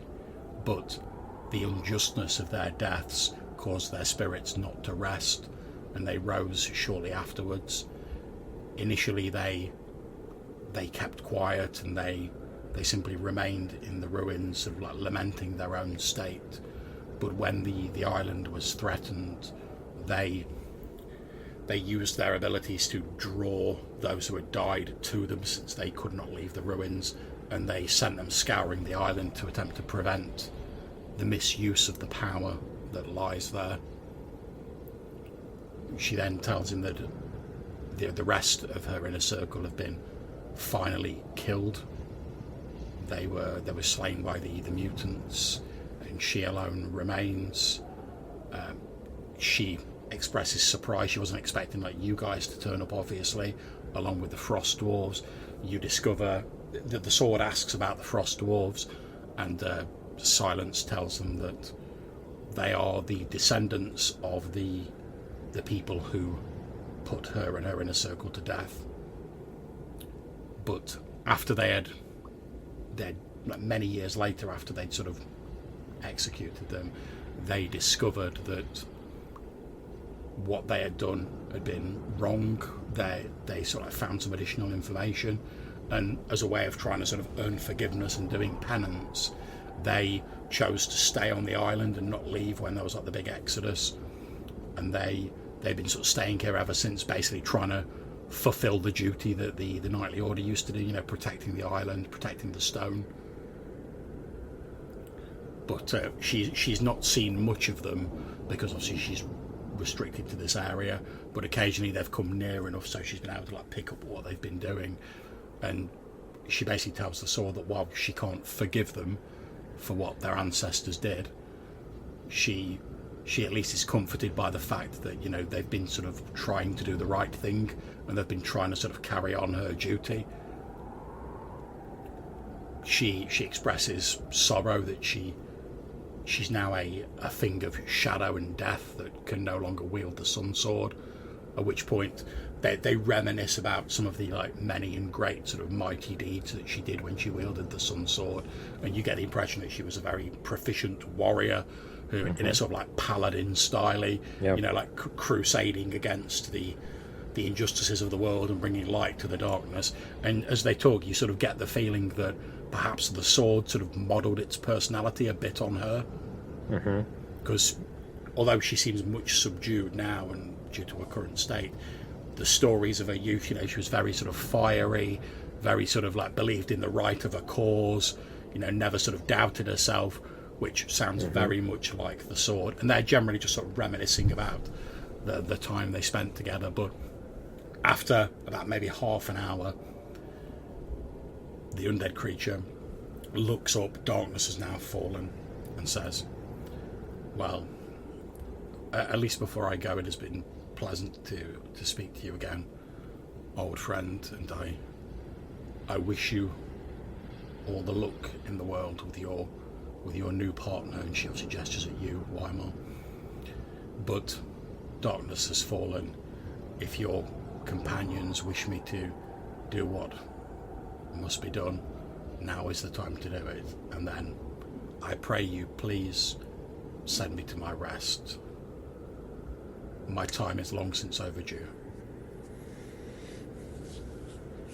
Right, well. And at which point she thanks you as well, Weimar, for giving her a chance to like catch up with her old friend.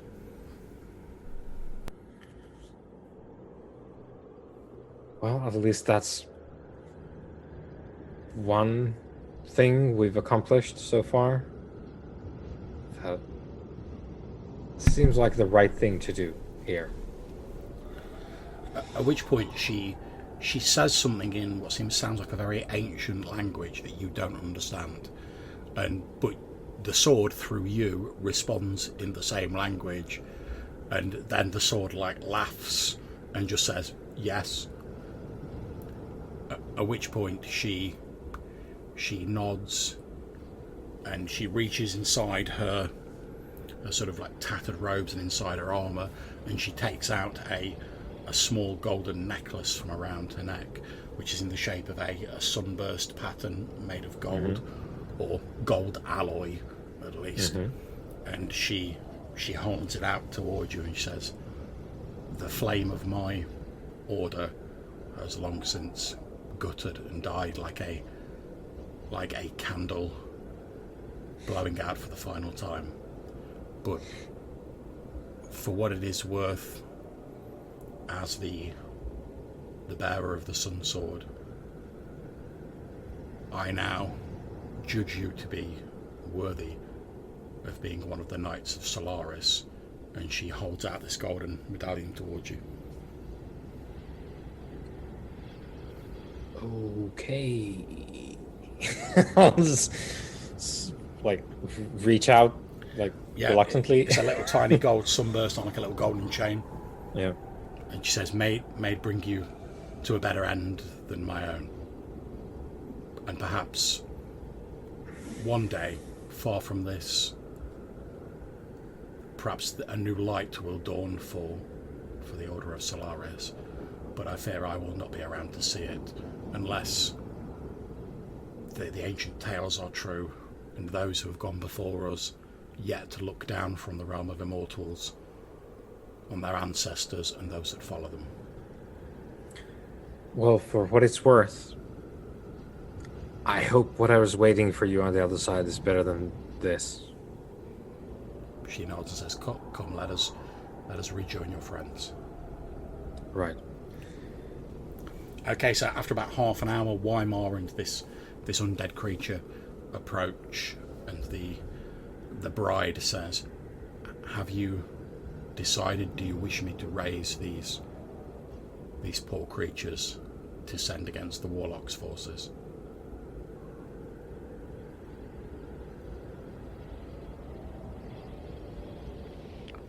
Well, I feel that we're in need of as much help as we can get, but I'll put it to the vote, I think.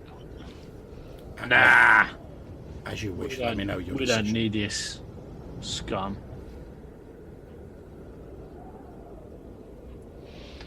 Did the Frost Dwarves see all this conversation between Weimar and? No, because they sort of walked off around the edge of the that's site. what I thought. Yeah, that's what I thought. Yeah. Although you notice, when the undead creature returns, they're also nervously glancing in its direction. Yeah, I think I speak for myself and fellow dwarves. We don't wish to see these spirits risen from the dead, but don't let me stop you. Yeah, let them sleep the final sleep. Very well. And you sense a feeling of satisfaction emanating from the undead creature, and she says, "Very well. I must confess, I had not looked forward to having them claw their way back into something resembling life. It is A mockery."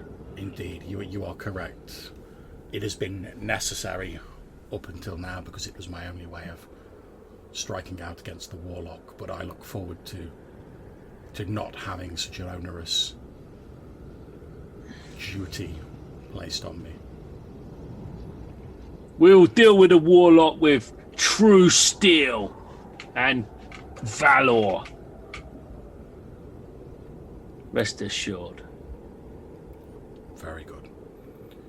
At which point she turns towards you, Weimar, and then says, "Well, if there is nothing else," and she kneels down in the snow with a sword in front of her, planted in the ground like that, and sort of lowers her head onto the pommel of the sword.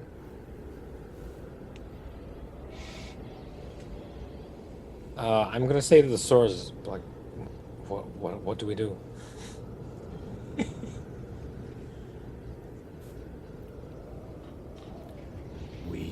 We release her, says the sword in your mind.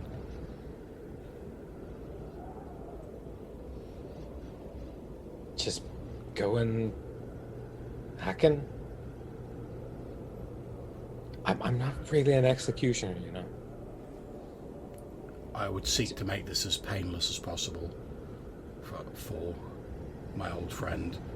Please just swing me once towards her neck and she will be released. Right. Okay.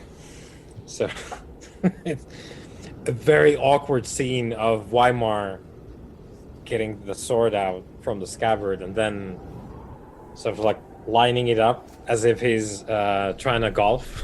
Because it's like, this isn't usually the way swords are used in his experience. Couple of practice swings. Yeah, and one miss goes to the elbow of of the ghost lady. No. He spends a bunch of time sort of lining it up, and it says,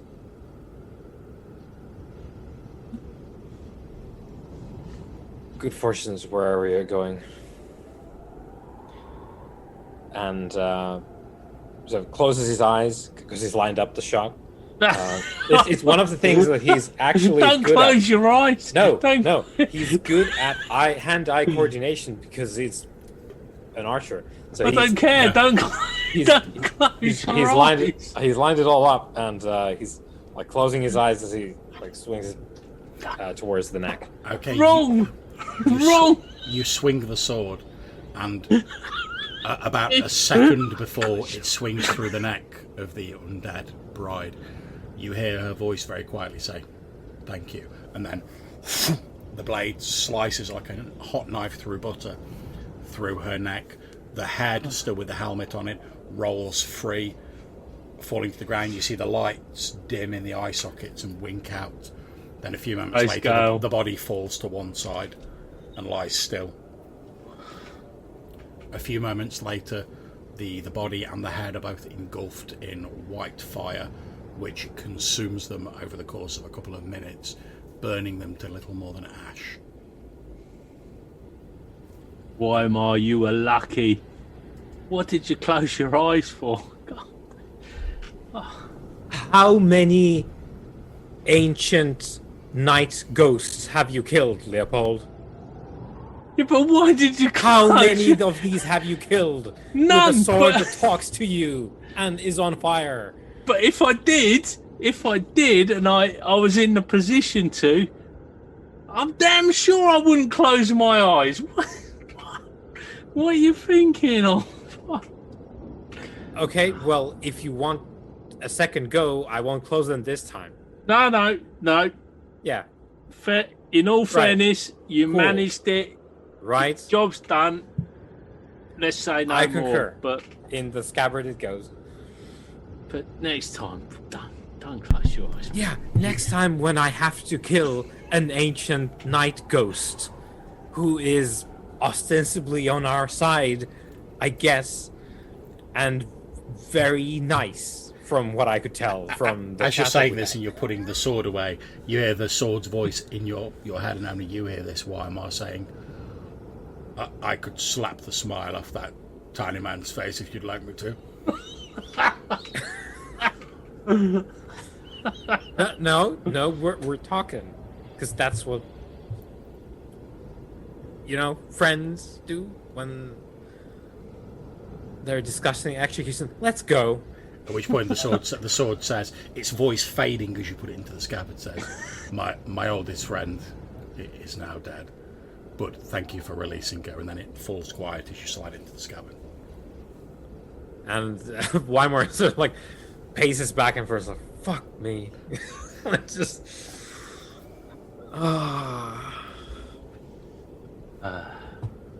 Okay. So, let's jump back to the main Witch Isle map.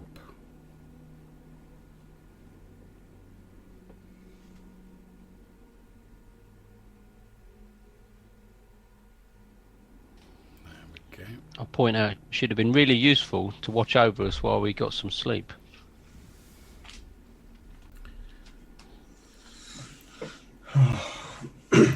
Okay, so are you guys planning to like rest up for the evening?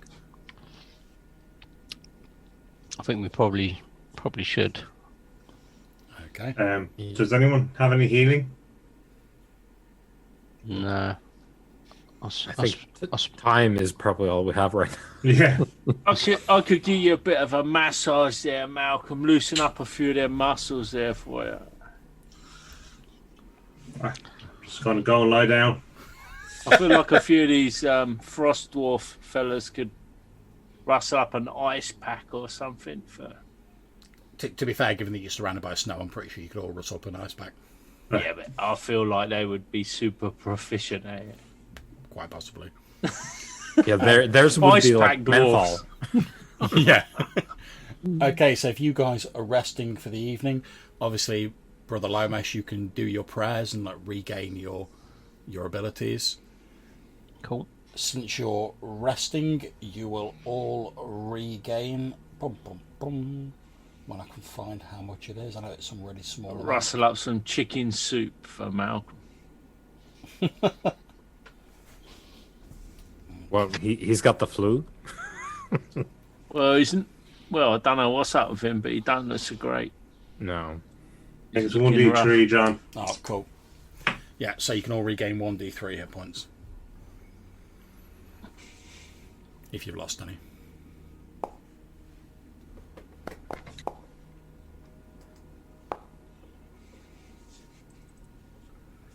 Am I orange?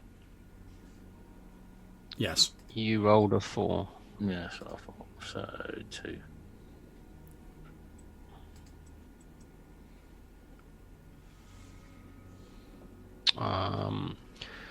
So what's the state of play?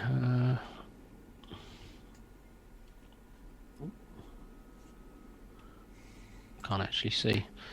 So I take it Malcolm's still in a bad way, really. Yes. Is everyone else okay pretty much now? Or?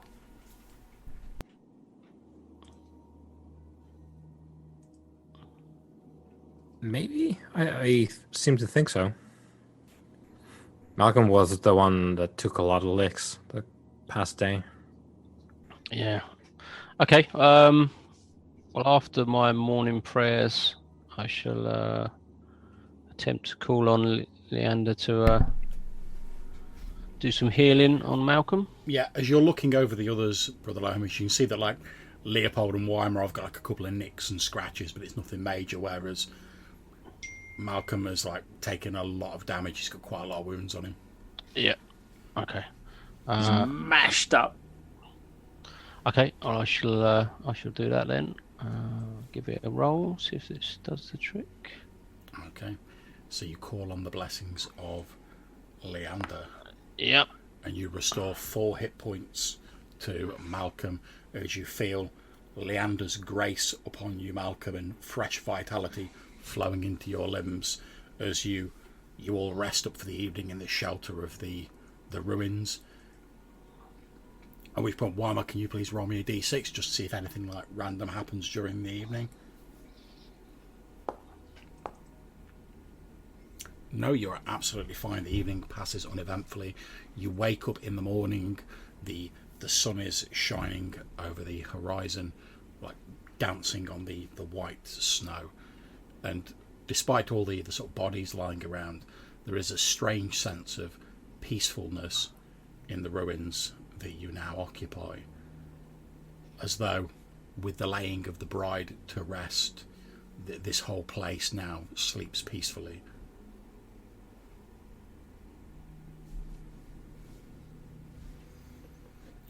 I'm going to make a couple of rolls like I made during the break, just to see how the fight at the ancient Senna tomb is going.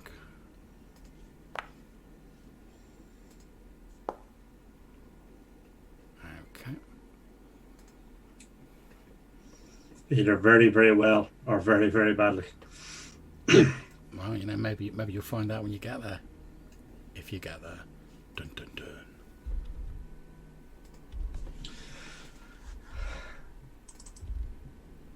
Should we go and see? I'm going to ask Leopold if he knows where the other dwarfs went. Well, I do. I do indeed. They were hard pressed to provide this assistance to us as they were headed for the ancient Senna tomb. Okay. If we are done here, perhaps it would be wise to head there. Yeah, I mean, it sounds like our final destination. Okay, so They wage a battle there. It would be good to assist. okay, so if you travelled straight there, because obviously the distances because you've travelled there and back, so it's going to take you like most of the day, so it'll be like early evening by the time you get there.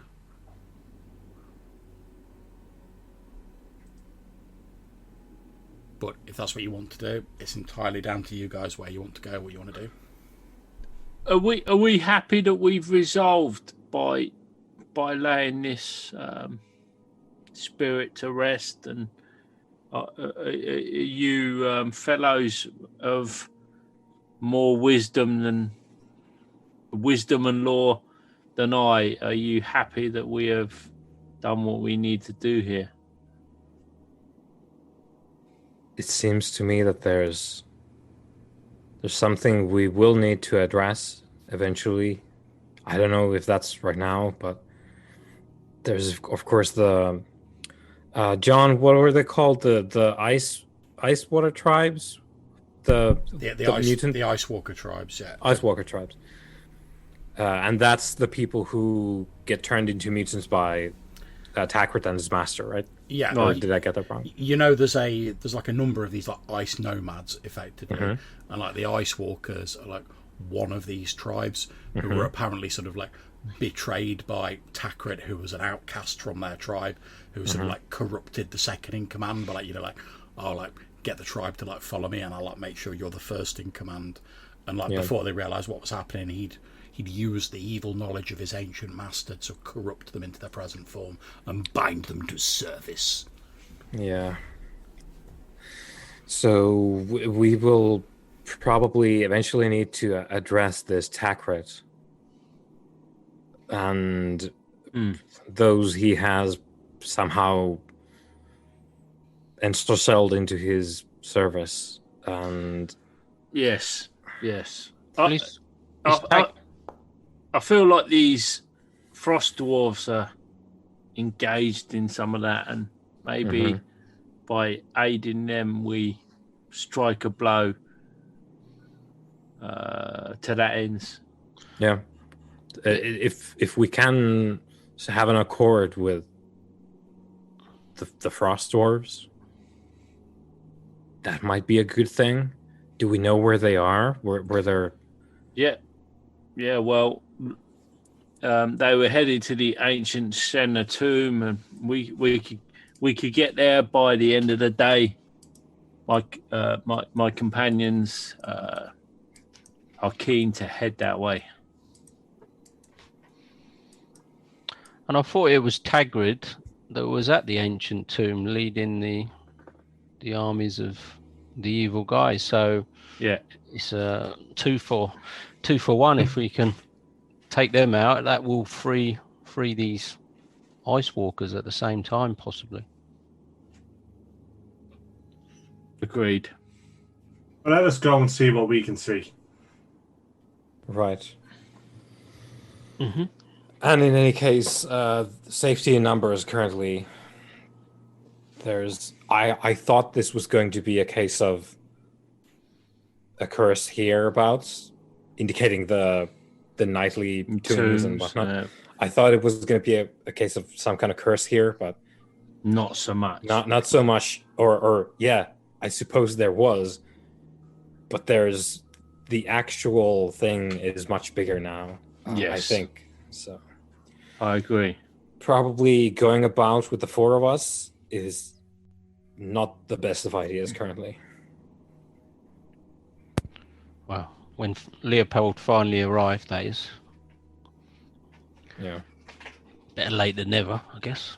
Well, Did I not bring a contingent of Frost Dwarves that would have ignored you without my diplomacy? I guess. Yes. Well, let us go and return the favour. Indeed. Well said, Malcolm Harp. Even in your dishevelled state, you speak words of wisdom. Perhaps you will recover on the journey. We will carry you in a palanquin so that you might rest fully. Yeah, made of Frost snow. Dwarves, attend to it. Chop down trees and make this man a palanquin fit for a frontiersman. So a branch then. It's kind of like a sketchy, sledgy thing. The Frost Dwarves like give you a bit of a look. They're like, seriously? Yeah, cut a few trees down, lash him up with a bit of a thing we can drag him on. All you need is two pieces of wood and a blanket, and you're good. No, I insist, Malcolm, you will not be walking. Rest there. My doughty companions will transport you to the ancient Senna tomb forthwith. Okay, yeah, the Frost Dwarves get to it. They hack down some of the thin trees, and they basically make like a very sort of shoddy like stretcher. Perfect.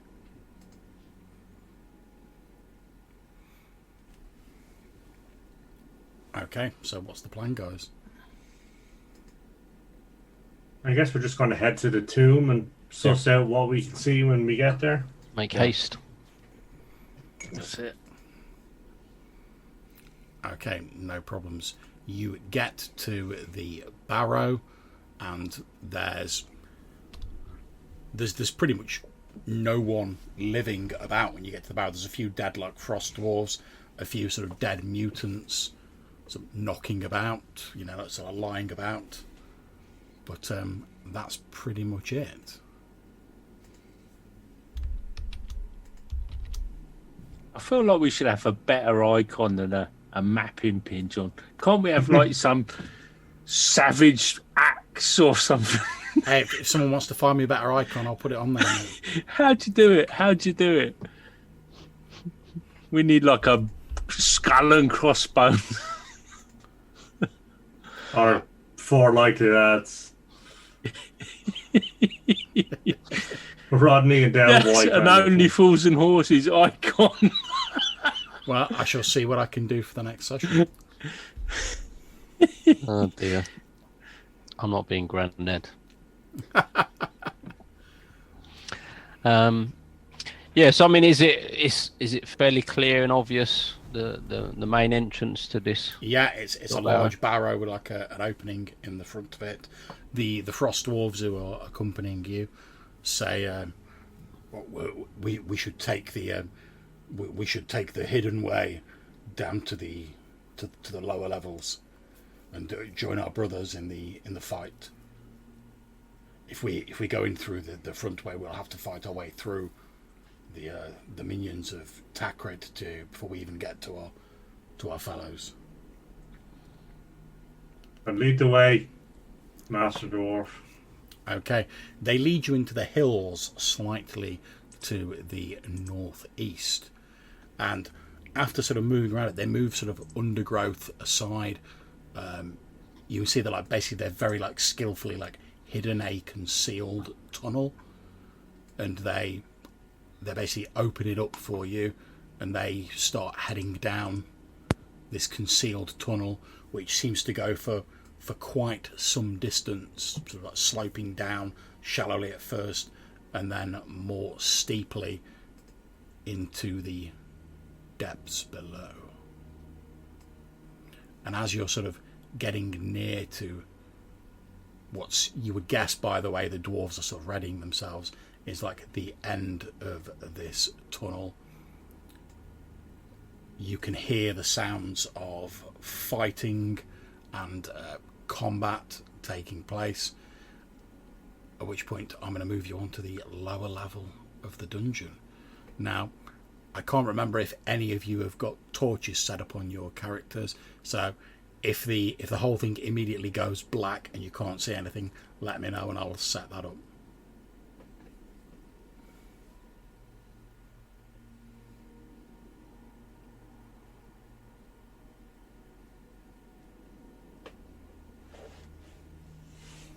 Okay, so can you guys see it? Yep. I can, yeah. Splendido.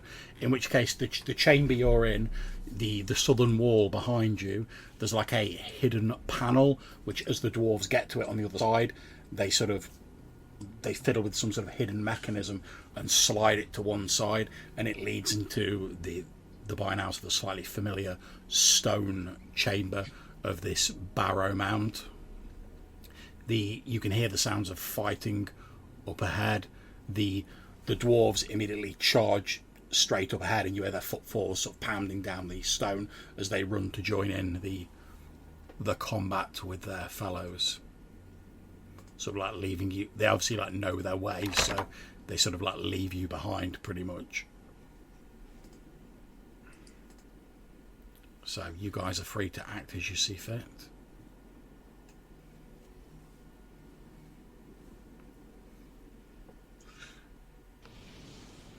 Well, there seems to be only one route at the moment. Yeah. So moving forward it is. I can't seem to move my token. Oh, there we go. Okay. That must have been a connection hiccup. Yeah. Right. Okay. So inching along. Okay. Now it doesn't look as though you've got a torch set. Are you going to have a torch sort of ready? Yeah, let's. Because I put out the previous one. Yeah. On the witch owl. I'm going to use the last of that. Okay.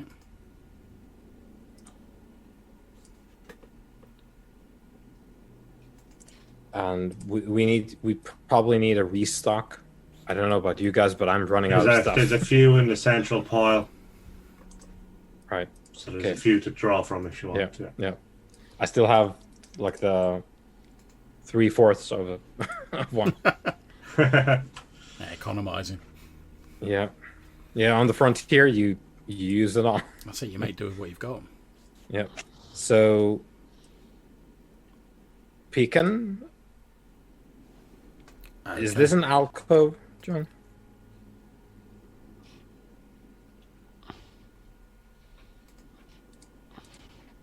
It is indeed. I'm just trying to... Oh, that doesn't seem to be working. I'm not sure why. But basically in front of you, you can see what looks to be as though it was like once a concealed door. But it looks as though the Frost Dwarves have sort of like obviously gone through it and sort of like left it open in their haste. So that doesn't seem to be working entirely. So if you find you can't move through it, if you want to move down that corridor, let me know and I'll just move you over. Yeah, it's okay. Okay, cool. And I saw you operating it, so that's cool. See, mine's lagging a little bit, so I wasn't sure if I'd opened it and shut it again. But yeah, basically any doors you get to that these dwarves have moved through will be open because they're not bothering to shut the doors behind them. They're just like, we can hear our brothers in combat. Let's go. So if Lomas is coming after me, I'll point towards this door that I just accidentally closed. For him to keep an eye on as I move forward. Yeah, that's fine. Yep. So you're taking moving a yourself peek around up, the corner Leopold? getting left a bit behind.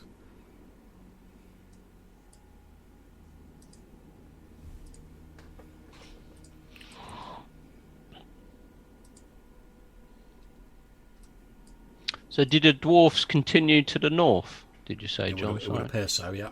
Yeah.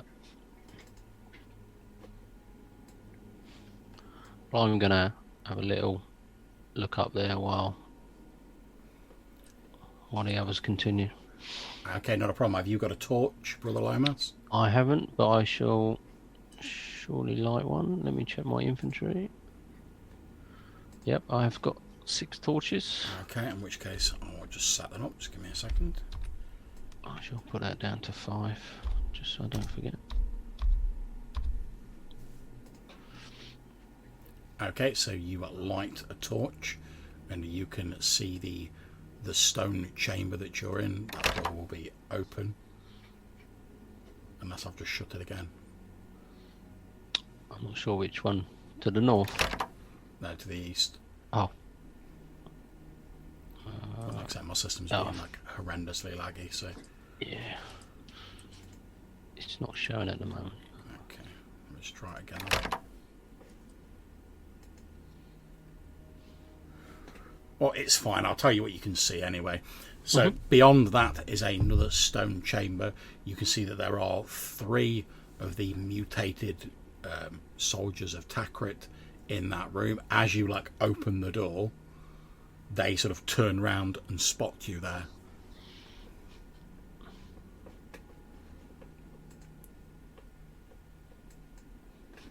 So that's not the way It doesn't seem to be. the dwarfs went. And meanwhile, Weimar, sort of peering into the chamber to the south, you can see there is a statue in there. It appears to depict the judge, looking very much as you saw him previously, you know, sort of robed figure, etc., holding a set of scales. Right.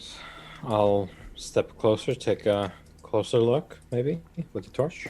Okay, it seems to be of extremely skillful manufacture, but it's not like a properly ancient statue.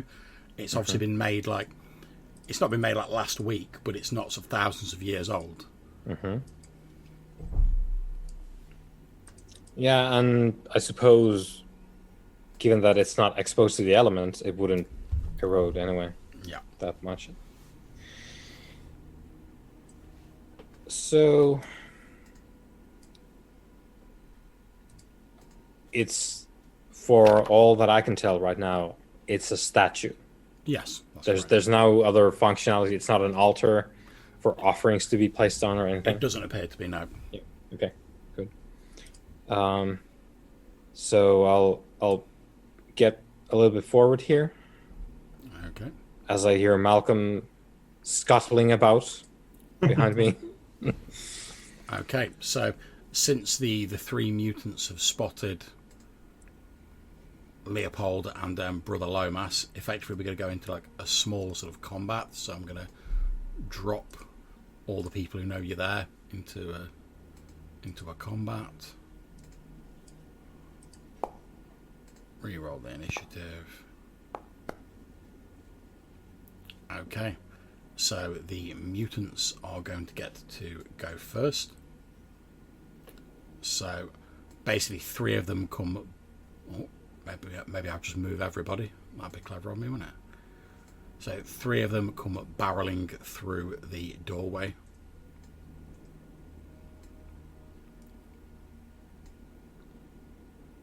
And they are going to attack Brother Lomas.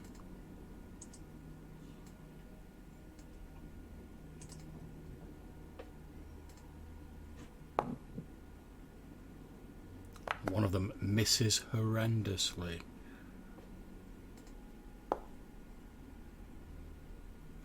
Two of them miss horrendously.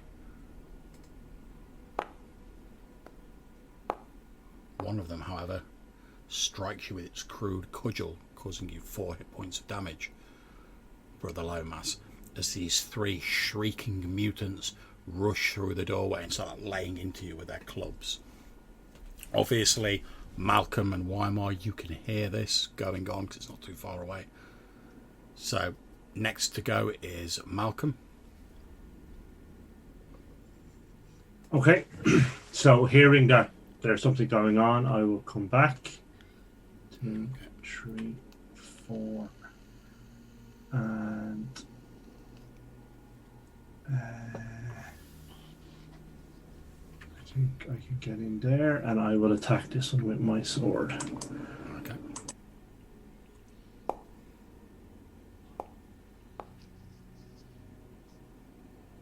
12. Okay, that's not enough, unfortunately. So Okay. we move on to Weimar. Obviously, you can hear the sounds of combat breaking out nearby. Yeah. So we're gonna go and investigate. That's 1, 2, 3, 4, 5, 6.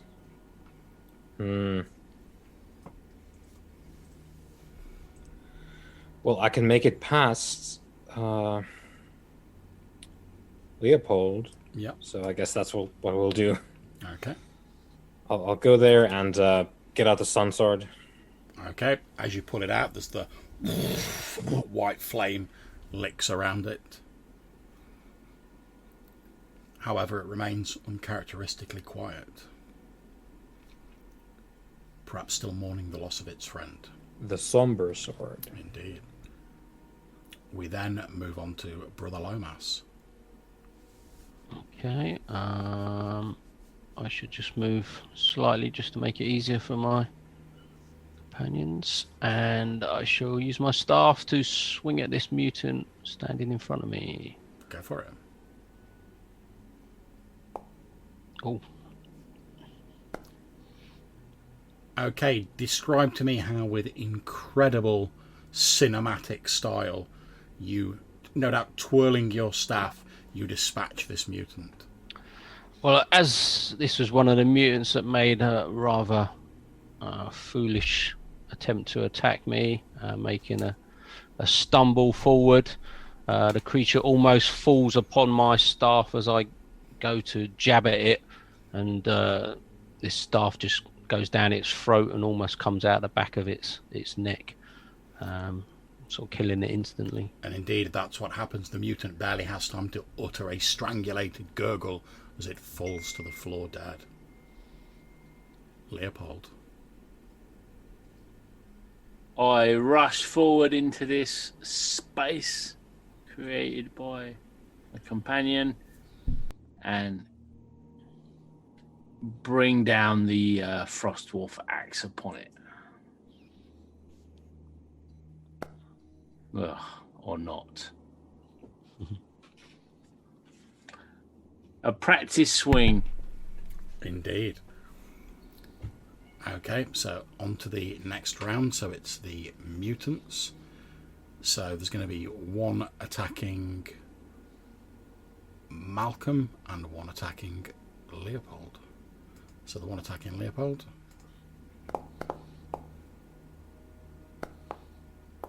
I'm guessing entirely misses. He actually catches your armour and it sort of like bounces off the thick furs you're wearing.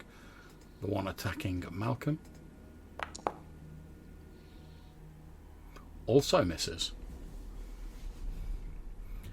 Okay, so Malcolm. Aha! Okay, so I will swing again.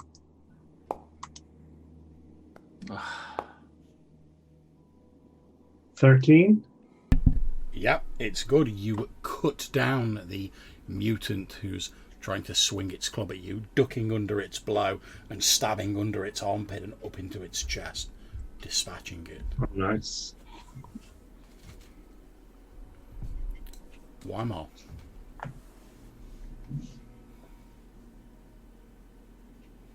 I suppose I'll squeeze in. Yep, you all crowd around this like single mutant. Yeah.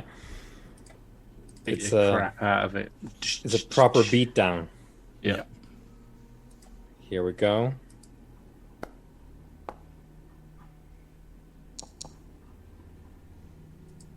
$13. You rush in, swinging the sun sword down, and basically like cleave this mutant in two vertically, like the sword going straight through it and sparking as you hit the stone slab of the floor beneath it. It pauses for a few moments. Then, in that cinematic style, you see the like a red line slowly move down its body, and then it goes and just falls to the ground. Then I flick the blood off the sword Indeed. as I slide it back to the scabbard. Okay. We're no longer in combat rounds. What do? You still hear the sounds of fighting coming from somewhere up ahead of you. I'm going to make a quick roll to see how that's going.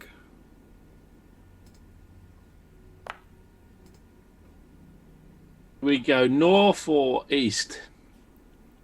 What direction are we hearing the sounds from now? Now we're in this room. From an easterly direction. Yeah, I feel east. So where did our dwarf friends that were running ahead of us go? If they didn't go through that door to the east.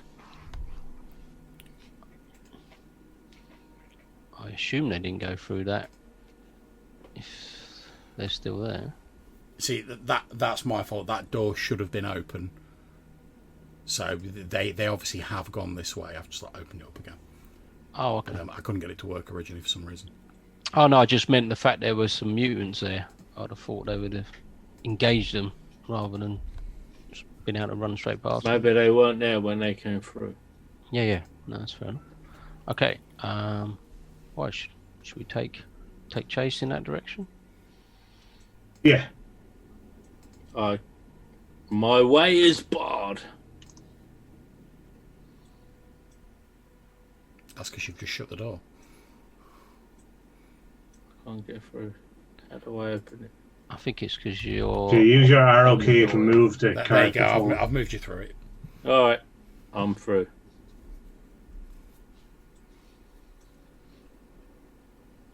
Oh, there's no one here. You can see as you look down here, Leopold. You can see what appears to be the remnants of like some sort of like metal grate or something similar that must have once like barred passage further to the east. But it looks as though the grate has been like opened and sort of swung open. Oh, it looks like my companions have gone this way. I'm keen to follow them. Is there anything else in the room, John, or is it just that grate at the bottom to get out? It's just the grate. There's probably a couple of like dead mutants and maybe even like a dwarf or two in here.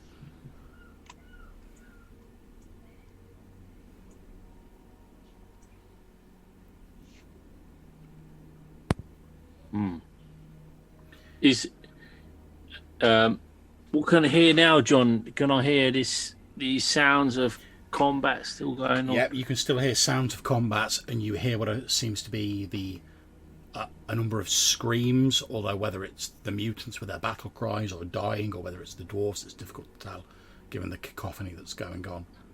However, as you look to the south of you, you can see a small chamber, and there appears to be like a small well just beyond like the grate. Is the sounds coming from there or no? No, the sounds are coming from sort of northwards now, so... Oh, I'm going that way. Okay. Obviously, all feel free to move yourselves. Okay, stop there, Leopold. Right. Okay, so as you're moving down that corridor that you're now at the end of, you see two dead dwarves, and you recognise two of the dwarves who were once part of your group. Jesus. You see one of them has, like, vicious wounds on it as though it's been, like, cut down. The other one has no wounds on it at all, but there is, like, a small burnt hole that goes right through its chest and out of its back. Jeez. About sort of like tennis ball size. Yeah.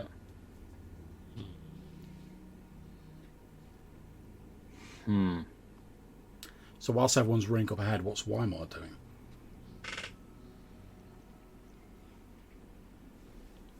Well, sort of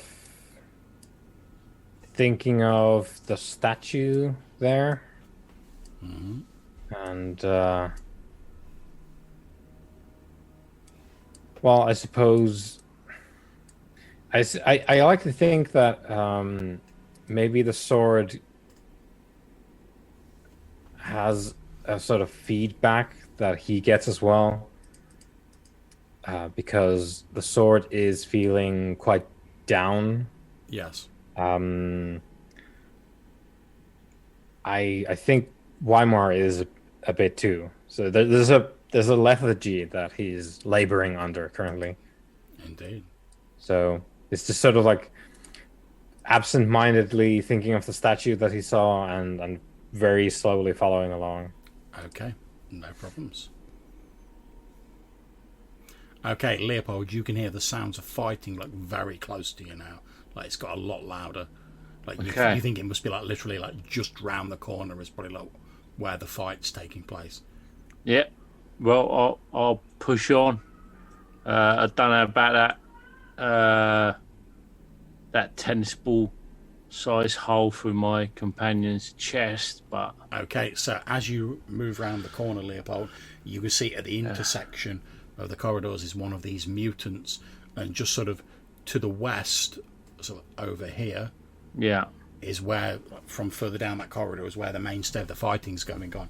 Then you hear like lots of weapons, lots of shouting. You can hear gruff dwarven shouting, screaming mutants, and then you hear a sound you're not familiar with, and it sounds like, and you hear a dwarven voice go, jeez. Yeah. Well, engage this fool in front of me. Okay, so let me just add him onto the. Well, I won't bother adding him onto the combat since you're not really in a mass combat at the minute. Okay, so make me maybe a D6 roll, see if he notices you.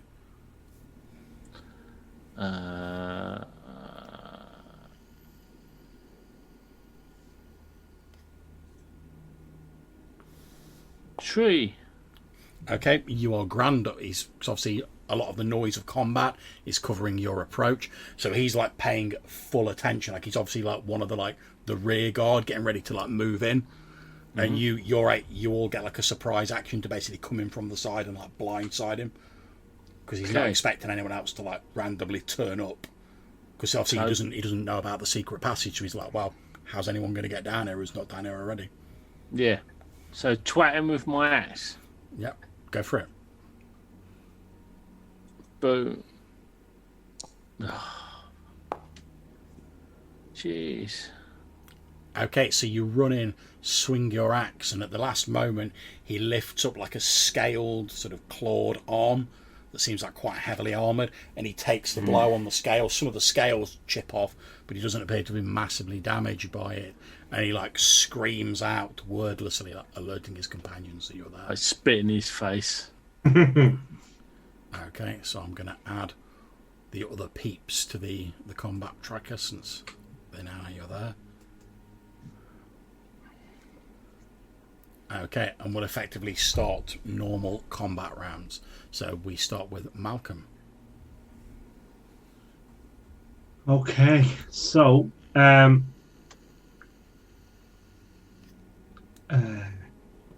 he's. Can I reach over Leopold, because Leopold is much shorter than I am, and attack this creature? Yeah, that's fine. Okay, so let me try that. You basically step right up to the back of like Leopold and like swing over his head. Unfortunately, in these cramped spaces, and because you're trying not to hit Leopold as well, you're not able to get like a solid blow in on this mutant.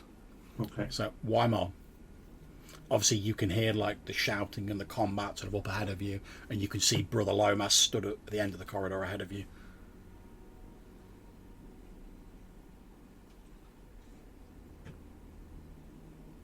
You're muted, Sorry. Johannes. Yep. Just trailing behind, and because I can see that the corridor is stuffed. Yep. I'm just gonna wait. Okay, that's fine. For something to happen now. Okay, so Brother Lomas. Yeah, I mean, in my current position, I can't see, so I'm just going to move slightly forward. Yeah, it's a similar situation. I can't quite see what's developing in the Indeed. from ahead. So You're none of you are really accustomed to sort of like fighting in the cramped conditions of like. I mean, this was originally built as a barrow mound, so whilst like the low ceilings and the small corridors are like grand for the dwarves, you guys are sort of like a bit hampered by it. You're used to, as like hunters and people like that, you're used to like fighting out in the open and being able to use the terrain, so you are finding it a little bit difficult. okay. Okay. I'll hold there, Okay. waiting to see what happens ahead. Leopold. Can I just like rush forward, gridiron style, and ram this fool up the corridor bodily out of the way, clearing? If you can make me a strength roll, you can indeed.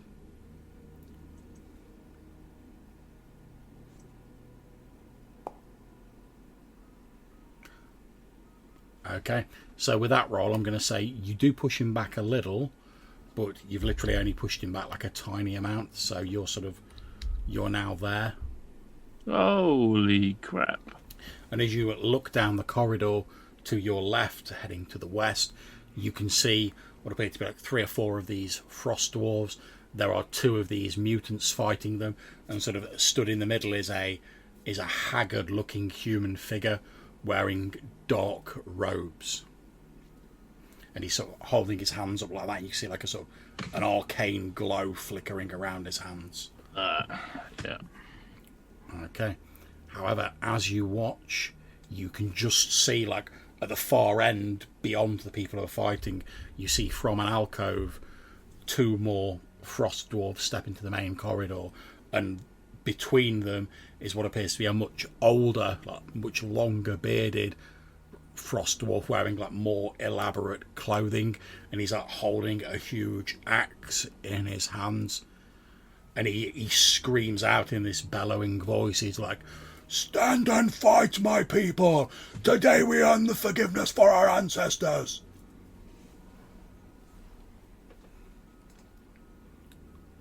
Okay, so we move on to the dwarves, who are sort of closing in on the mutants. Who's this toe rag near me, John? This brown, this. That's like... another mutant. Okay. Okay, so I'm going to make some rolls for the dwarves.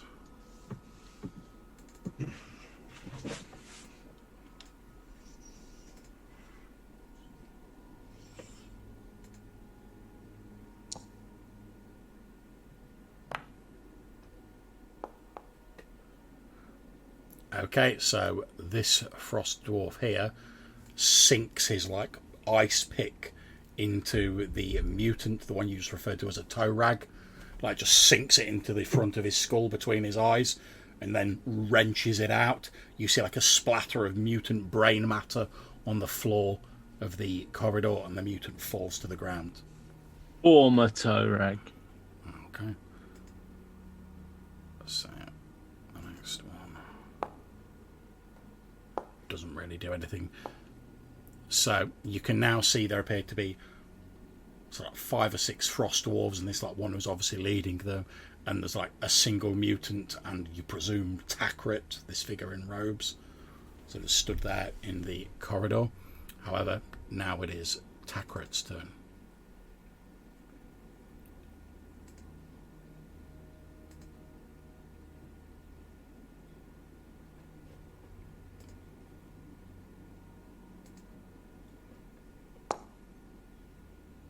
Okay, he turns to face the Frost Dwarf here, who's like sort of coming up behind him, lifting his weapon.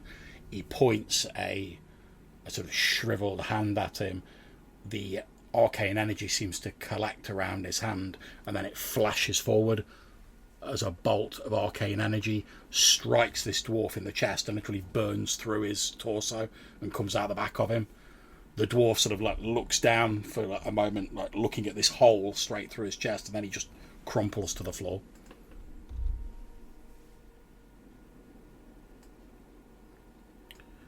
Okay, so it's back round to Malcolm. Okay. Okay. Sorry, so these two guys in front of this guy here, is he a dwarf or is He's a Frost Dwarf. He's a Frost Dwarf, okay. So Frost Dwarf, okay. Right, okay, so there's nothing between me and Takret. Okay. No, I mean the only thing that's sort of the only mutant is on your side is this one here. Okay. Because obviously your companions and the other dwarves have like dealt with like his rear guard effectively. Okay.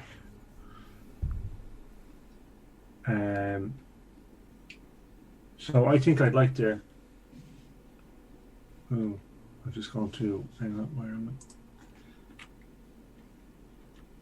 And I would like to stick him in the back while he's not looking.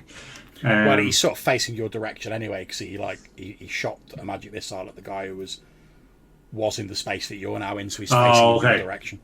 Okay, so there's no chance of a surprise attack. Okay. No. Okay, let me see how this goes. I don't suppose the 10 does it because he's a wizard, no? Unfortunately not. However, as you strike him and you've aimed it perfectly, you're like got him banged to rights. As you're about to do that, it's almost as though something like turns your blade aside at the last minute, and you briefly see what appears to be a small like gold ring on Takret's finger sort of glow slightly. Okay. Excuse me. Okay, so Weimar. Guess we're rushing forward now. So that was 1, 2, 3, 4, 5, 6. Oh no. And then we get treated to Weimar's second catchphrase. Mm-hmm.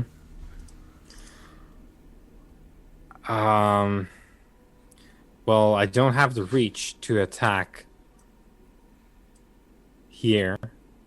So can I attack across from here? Because there's you can indeed, yeah. The wall. So I'll try and catch that one with the sun sword. Let's see. 13. Okay. As this mutant leaps forward, so literally leaping off the ground, hefting his club ready to bring the hammer down on Leopold, you sort of lean in round the corner and skewer him on the sun sword and then pull it out, arresting him mid-flight, and he crumples to the ground. Right, and that was 6 of my movement. Mm-hmm. And we have 40, right? Yep, that's right. I'll go there. Okay. Just because I think there might be need for space around that corridor.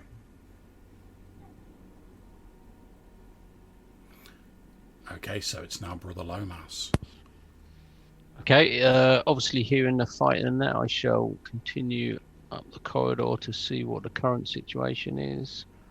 I'm gonna have to stand on top there just to see what's going on. That's fine. So as you look down the corridor to the west, you can see a number of the sort of dwarves piling in.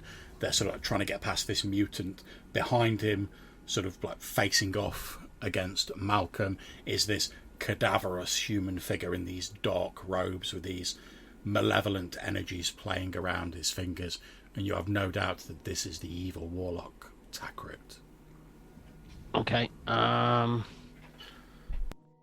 I'm fairly convinced that obviously he's going to be a dangerous opponent, so I'm going to try and back up Malcolm, and I'm going to do my second healing spell of the day on Malcolm. Okay, go for it. So Malcolm, as you're sort of fighting, trying to find a gap in Takret's defences, you feel the hand of Brother Lomas laid gently on you, and you hear his prayer to Leander. Oh, get in there. And as his hand sort of grasps your shoulder in a comradely fashion, you feel new vitality and vigour flow into your limbs, and you suddenly feel do you know what? I can take this guy. As Leander's light flows into you, which is a little bit odd given your current stance on Leander, but I'll take it.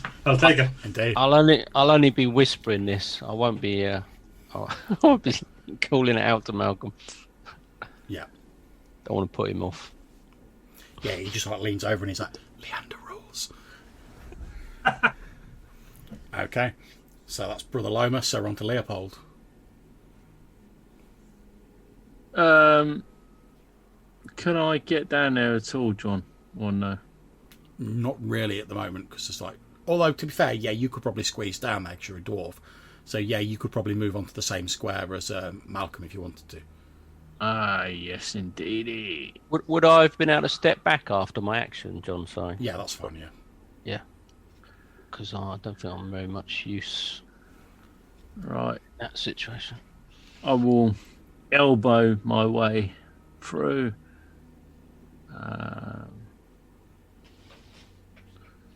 Bat this fool with something axe-like.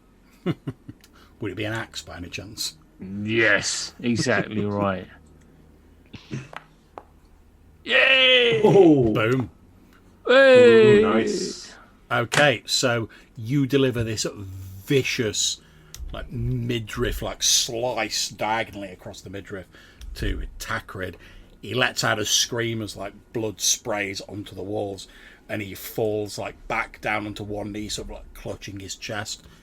As he does so, he like holds out his hand, and he's like, "Master, protect me!" And as he says this, you see what appears to be this almost like hole in the air, sort of like appear next to him, and through it, you can just make out this like dark, sort of shadowy, misty shape, and you get to the impression of sort of tentacles and slimy flesh moving beyond the hole, though mercifully the full sight of it is veiled by the shadows that crawl over it. As he says, "Oh, Master, please protect me," you hear a deep booming voice. If you think of like when they speak the tongue of Mordor in like Lord of the Rings, in that sort of style, and this voice says, "You have disappointed me, Takret. I have no time for such weakness." And saying that, the hole just like goes and disappears. And the like Takret's literally sees, and he's like, "No, Master, please!" And you can see like his blood's like leaking out. He's blatantly on his like last legs, but he's still like hanging in there somehow. It sounds a bit like that dude out of the new Star Wars movies, you know, like the follow-on. Indeed. So the mutant here, there's little he can do other than like attack the Frost Dwarves, just due to where he is. So I'll just make a quick roll for him for that. Okay, perhaps sort of shaken by the knowledge that his master's sort of falling behind him, he's unable to get a bead on the dwarves, and like, two of the dwarves are literally just like body slam him down to the ground and like hack him to pieces with their axes, leaving just you guys and Takret. Now we're effectively no longer in combat because Takret's like spuffed all of his magic missiles, and he's got like 2 hit points left. He's literally like lying there, like trying not to bleed to death. That's going to be his main action. So we're effectively not in a combat anymore. Now, obviously the dwarves are sort of moving forward towards Takret, but you guys are nearer. So it's pretty obvious what the dwarves are intending to do by the way they're holding their weapons and looking at him. But obviously you guys are nearer, particularly Leopold and Malcolm. So if you guys want to do anything first before the dwarves get there, you can do. Okay, so quite excited by this special ring that he seemed to be wearing. Indeed. I'm going to kind of step on his wrist and then try and take the ring off his finger. And I will call out to the dwarfs that we need to speak to him before anything else happens. Okay, so you've effectively gained a ring of protection +1, which I'll add to your character sheet shortly. Okay. It effectively gives you like +1 AC. So yeah, you step on his wrist. He's got no strength to oppose you, and you just pull it off his finger and like slide it onto your own. Okay. And so what is it you're saying to the dwarves as they're stomping forward? You see, like the obviously the leader of the dwarves is like pushing past his men. He's like lifting this big axe up, and he's like, "Now we end this." We're not finished with him yet. At which point, make me a charisma roll. Oh, okay. I'm gonna give you a -1 bonus because you've got like a dwarf like backing you up. Because obviously you've got like Leopold like right next to you. So it's like obviously you're like a friend of the dwarves.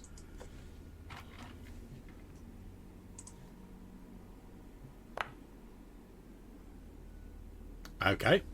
Yep, so he basically strides up, he's got his axe in hand ready to like deal the killing blow, and then when you're like, oh, we need to talk to him before you kill him, he pauses and then he looks at you, Leopold, as though he's like, really? Do him! Fuck him up! Calm down, Leo. Calm down. Nah. We need information. We need information. Finish him. The asshole. Since you succeeded on your test, the dwarven leader Borstig does like stay his vengeance momentarily, and he says, I will give you time, but I will not stay my vengeance for long. Find out what you want to know and find it quickly,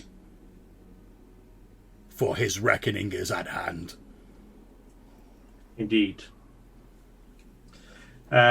Cool. So I will turn to. I guess I move my foot from his wrist to his chest. He's pretty much just lying there, like holding his chest, like trying not to bleed to death. So I will be like, tell me everything about your master. Everything you know. Okay. He says, he's obviously struggling to talk because of like his injuries, but he's like, when my tribe cast me out because I had the talent, I wandered as an outcast, and I wandered far to the west, and I found the lair of an ancient power called Arkbeat. He promised me power and revenge against those who'd wronged me if I helped him retrieve the Chaos Stone. And he lent me his power to make those who had wronged me into my servants. But we could not move the stone; it was too big. We did not have the strength. Then we heard that these and he sort of like gestures feebly towards the dwarves. We heard that these creatures had a weapon that my master told me could be used to break the stone, so that we could transport it. He sent me here with my troops to retrieve it, but we underestimated the numbers of these creatures, and we were beset by the walking dead, who sapped our numbers. This was supposed to be our final push. Once we had eliminated these creatures, we would search this place, find the weapon, and then use it to break the stone. What is the name of this weapon? He says, I do not know. My master did not reveal that to me. At which point the dwarven leader Borstig, who still stood there, he says, I think this vermin speaks of the ancient hammer, Misery's End. Okay. That we have guarded for many years. He is correct. It could be used to break the stone, but you will never have the chance, he says, like looking down at the warlock.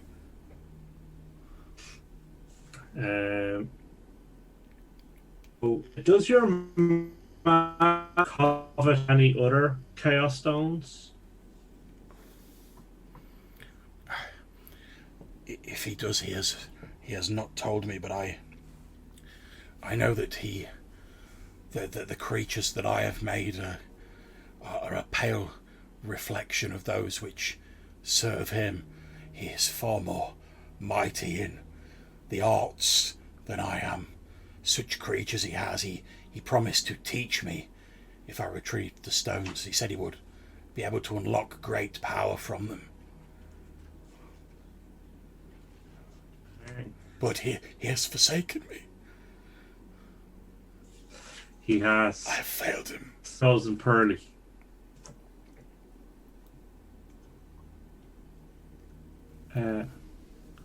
What know your map to the smoking mirror? He says, I know the ancient tales of my tribe. No more. I know that from what I've heard my master say, the smoking mirror is the only immortal to have seen the true wisdom and power that the forces of chaos have to offer. Those others feared to peer into the darkness, scared of what they might become. The smoking mirror embraced it and became powerful and mighty until the mages bound to him.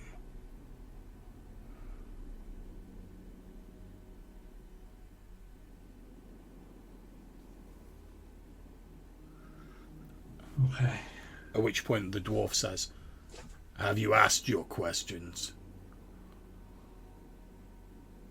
Good.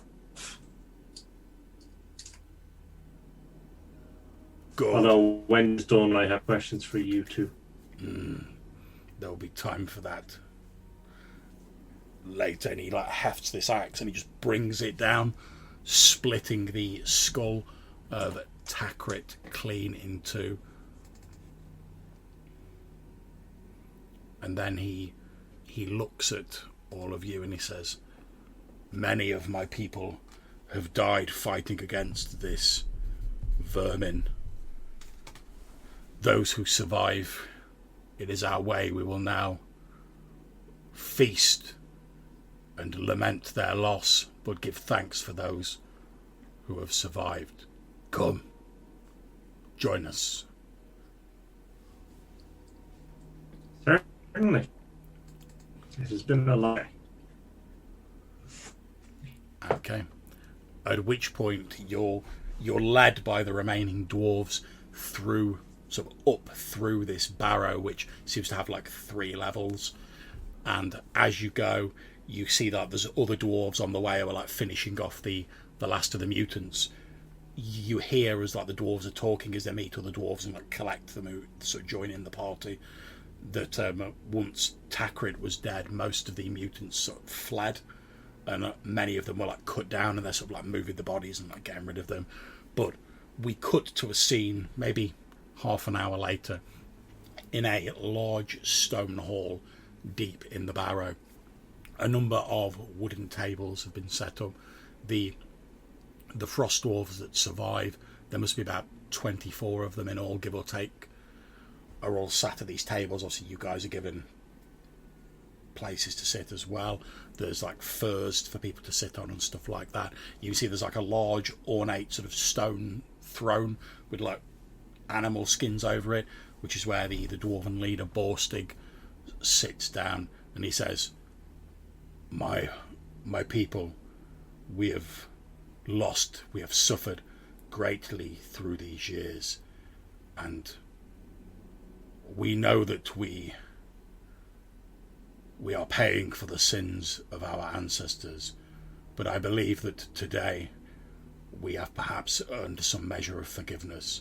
So, whilst we remember and lament those who we have lost, let us also celebrate this victory with friends, old, and he gestures at the other dwarves, and new, and he gestures at you guys. At which point, many and various drinks are brought round. A couple of the dwarves start singing more of these laments, sort of like, but like in a low sort of like background tone. And the dwarves are sort of like chatting amongst themselves. You guys don't really understand a lot of it because it's in this weird sort of version of Dwarven. You know, Leopold, that they're basically all like telling each other stories like about their friends which have like died, and sort of like they're recalling like the good times with their friends and their like valiant deeds, and they're sort of drinking to them and saying, oh, now they're resting with the ancestors. And that's the sort of general conversation that's going on. So you guys, the dwarves are happy to talk to you. They seem to regard you as allies. Obviously, you help them defeat this warlock. They're plying you with drinks. They're sort of like clapping you on the back. Like I say, a lot of them don't really speak common. They only speak this weird dwarven, so they're a bit difficult to understand. But some of them have like a smattering of like ancient common, enough to be understood. So you guys are basically being lauded as like allies of the dwarves, and they're saying, although it's cost them greatly, a great victory has been won here today, and we shouldn't forget that. So you guys have got an opportunity whilst this sort of feasting and celebrating is going on to ask any questions that you might wish to ask, or have any conversation you might wish to have with the various dwarves. Yeah, I would like to ask Malcolm Harp, what is that ring that he slipped off of the finger of that foe that I felled? As I struck, it seemed to protect him from the strike. Seemed somehow. A magic ring. Aye. And it worked examining in time.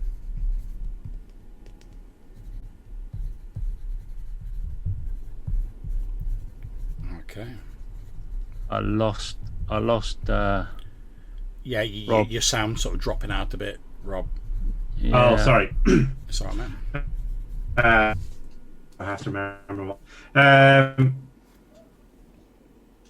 So I just find that it protected the strike and it sent from my blow. Your dwarven experience help know what it is or what's dangerous.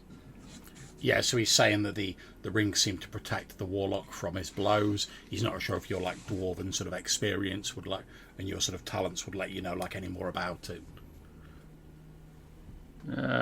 Perhaps that old fella. Is there an older looking dwarf there? The leader looks to be the eldest, who has been identified as Borstig. Perhaps old Borstig could take a look.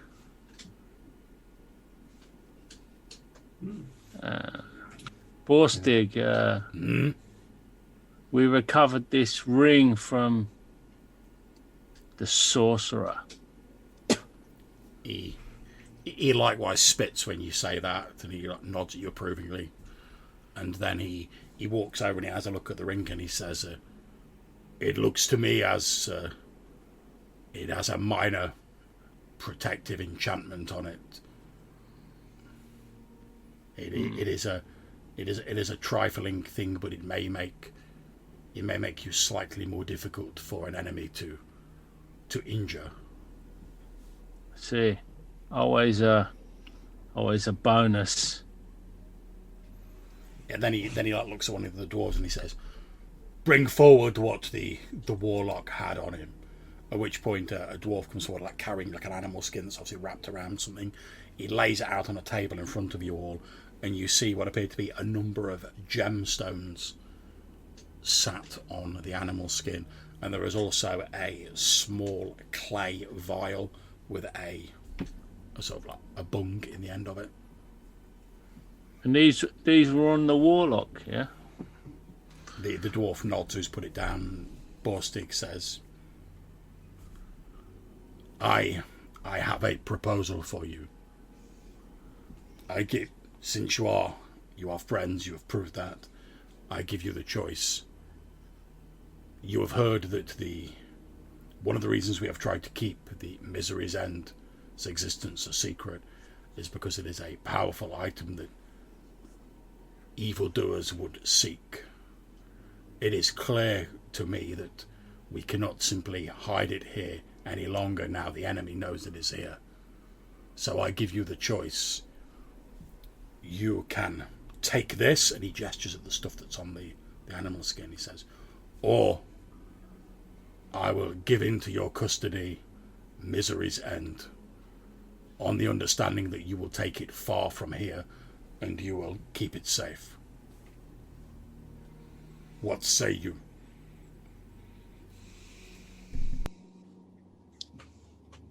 What does everyone think? Well, I'm not sure the value of these gems in our current situation. Okay. Gems always have a value. Yeah, Leopold, you looking it over, you reckon between some of the gems are a bit smaller, some of them are a bit bigger. There's like 6 of them. You reckon that there's about, give or take on the sort of open market, you reckon you could get like 650, 700 gold pieces for them? Easy. What would the ring be worth? You're not sure. I mean, the actual like value of the gold in the ring, yeah, you could appraise that. I mean, it's not worth a terrible amount 'cause it's just like a small plain gold band. But obviously, you don't really know a lot about enchantments, so you're not sure how that would affect the value, or even if you could find someone to sell it to, because like, most people are well suspicious of like magic. So you're not sure about the ring. Okay. And obviously, the sort of clay vial, you don't know what's in it, so you've no idea what that. No, right. Does it look similar to other clay vials that we've collected? It looks like a standard sort of small clay vial for holding a liquid with like a cork in it. Okay. Like a mini amphora, basically.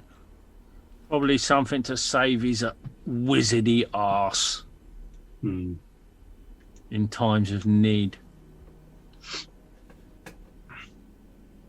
I thought our village where we came from was, pretty remote, and there wasn't many people we could trade with at the moment. That's true.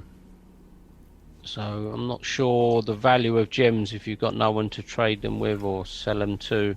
Whereas... you keep them in store for a day when. Well, that's it. I mean, Leopold's things improve. basically saying this is how much I could get for him if I could find someone to trade him with. But Yeah. like you say, I mean, part of the reason why you were asking Hercules Buchanan to set up his like trading outfit near your village was because at the minute trade is pretty sparse. All I'm saying is a mystical weapon that was sought by obviously someone much more powerful than this sorcerer must also be of great worth and rarity. Indeed. And would potentially aid us in our fight against the evils of this land. Indeed. It would come with much responsibility, though. Borstig nods and says, "You speak wisely.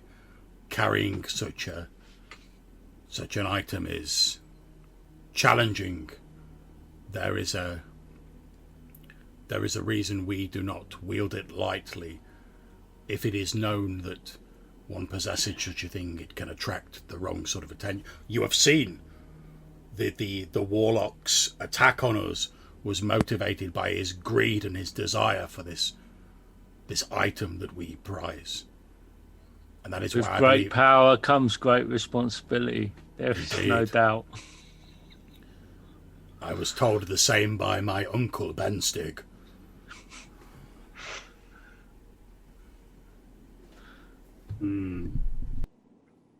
Good stream, everyone.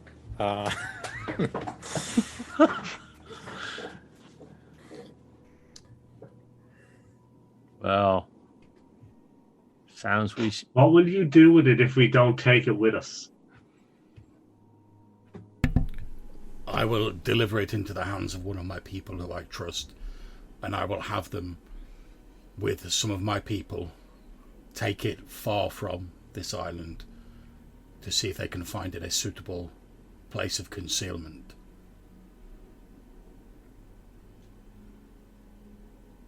We are not well travelled for many generations. We have not left this island, but we can no longer allow Misery's End to rest here. Okay, so I will turn to Leo and kind of drag him to the side a little and just go, I think this is your choice as they are your people. But the number of evils that we have to face are growing. And they're growing in strength. And such an artifact might be useful. You think we could bring it to bear? I do. But not without risk, you know. Should we misstep and it fell into the wrong hands, I hate to think what could come of such a mistake. So you're... Well, Weimar, Malcolm, Lomas. Should myself, Leopold, offer to take up this thing from my fellow dwarves?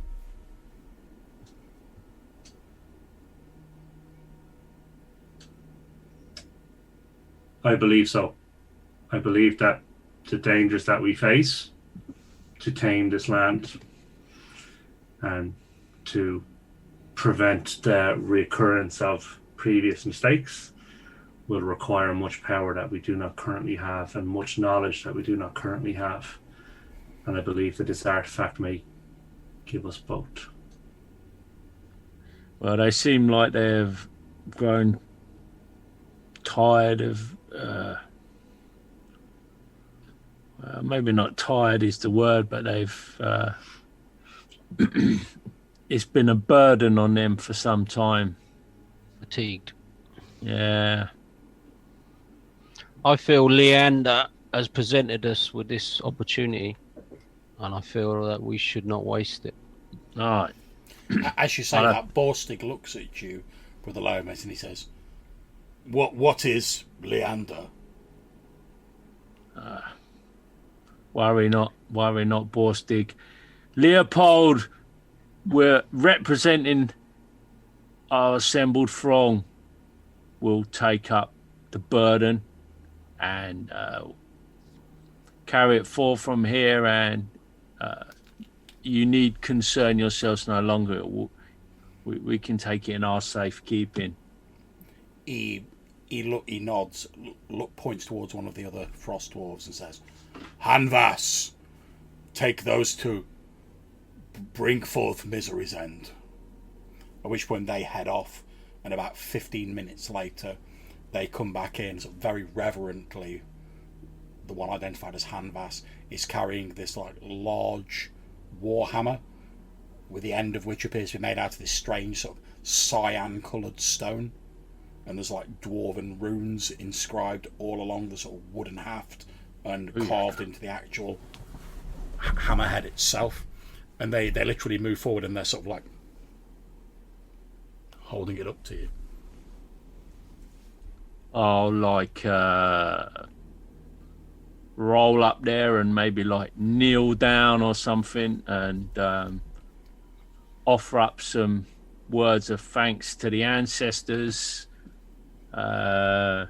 Solemnly take it off them with some oaths of assurance that it will not fall into the hands of the unworthy, and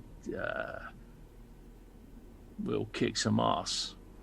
Okay, yeah, you take Misery's End, this dwarven warhammer, and although it has got some weight to it, it doesn't weigh as much as you would expect it to, given like how big it is. Mm-hmm. I mean, it's not like double-handed or anything, but it's like hefty. And you super well balanced.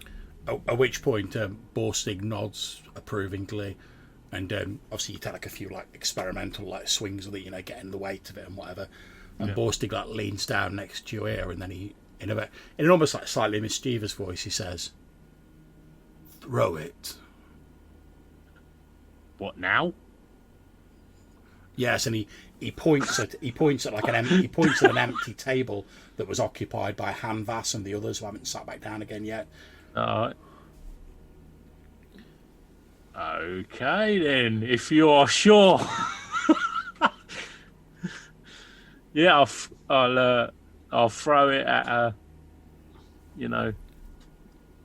call out a target and throw it. Yep, you throw it at the table and it like smashes into the table, and then like you're sort of stretched out like that, having just thrown it, and then before you can pull your hand back in, the hammer actually like flies back into your hand. Oh, Mjolnir! Ah, excellent.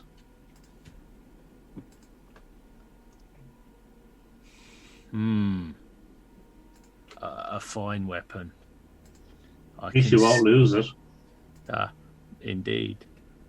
I can see this proving most useful in our endeavours.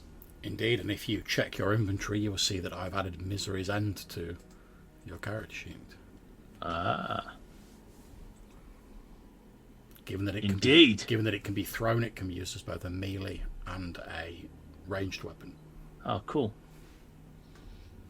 John, while they was going to get this mighty weapon, Indeed. I wanted to just say to the leader of the dwarfs, Yeah. whilst we were at the great stone off to the west, we noticed, or we managed to find out that these mutant creatures were being controlled by this Takret, and I feel that now that he's been defeated, they may have returned to their normal selves, or at least controlled, or at least gain control of their minds once again. And perhaps you should call off your fellow dwarfs from any attacks against them and unnecessary loss of life on either side. You should be able to negotiate peace. He nods and says, I will consider your words. Okay, and I shall, take my leave and sit back down, sort of thing. Has he got any injured folk that we could assist in any way? Or Yeah, there's a few like injured people, and you sort of, obviously they've got their own sort of like herbalists and whatever, but you guys help to patch them up. And as we're sort of like drawing this scene and indeed the session to a close, but Borstig basically stands up and he gives a big speech, basically saying that although they're still few in numbers, it's time for his people to move out of the barrow onto the island proper. They now obviously know that the stone needs protecting, that he's not sure whether they have the numbers and the strength to protect it, but they will do what they can. And he gets like a sort of a bit of a cheer for that, but like looking around, you're like, all right, there's maybe 24 of them left. yeah, So, well, I just wonder if I could send back word somehow at some point to my cronies back in the motherland. For any sort of adventurous types that might want to bolster these guys. you certainly in could their do. efforts. Obviously, either you or like you'd have to give a message to someone who was getting on a ship going back to Rohaleen, which would take like a fair old amount of time because they'd have to get back, round people up, get them back to Valconan. So you could do it, but obviously you'd have to find a ship and find someone to take a message. Yeah, I maybe I'll have to crack with these guys and see if they would be, open to that suggestion that, there's a few maybe back where I'm from, there's some displaced dwarves that are of an adventurous spirit that might be able to come over here and bolster your number. Yeah, but Borstig seems quite up for that. Since he's obviously clocked that like you and he are like similar, albeit there's some physical differences. He's like, yes, it would be good to meet more of our cousins from the south, and who knows, perhaps with increased numbers we can remake this island so it is no longer a place of fear and witchery. Perhaps it could be a new home for our people. Yeah. Well, we dwelt here once upon a time, and maybe it's time for a return. Indeed. And you say you can a meeting of minds. You say you can make this happen. I can certainly endeavour to do that. There are many like-minded brothers like myself who are keen to explore the old lands and with my information, I could message them and send word to them, and perhaps they would rally to the cause. You know, with these tales of daring do and the need of their brothers across the seas, perhaps they would rally to the cause as true dwarves. He smiles and he like claps you on the shoulder in like a friendly fashion, and he says, "Then it is good that misery's end has passed to you, for perhaps with our victory here, and with more of our cousins to help us rebuild, perhaps our own misery has finally come to an end." Indeed. And that is also where we end the session for this evening. So, Skull! and indeed, a rousing cheer goes up. You are all proclaimed as friends of the Frost Dwarves, and you are told that for as long as you live, you will be welcome on this island. That they're saying that they're going to rename it. It's no longer going to be Witchar. They're going to rebuild it and make it something good and sort of build a new homeland for themselves rather than it being the haunted undead ruins that it is. And they say that you will always have a place in their halls and you will always be regarded as friends of their people. And there's a rousing cheer, much drinking, and we fade to black as the Frost Dwarves, having finished their laments, now begin to sing hopeful songs of the future and of the bravery of their new allies. And that is where we actually enter the session. So, thank you very much for playing, guys. I hope you all enjoyed it. Yeah, man. Thank you. Cheers, John. Thanks for running it. Yep. Indeed. And obviously we will sort out XP and the like shortly. But for now, I'm going to end the stream. So thank you to anyone who's watching this in an hour in the future. And obviously thanks again to my wonderful players. I've thoroughly enjoyed running the session. And hopefully we'll catch you for the next one. So take care. Bye.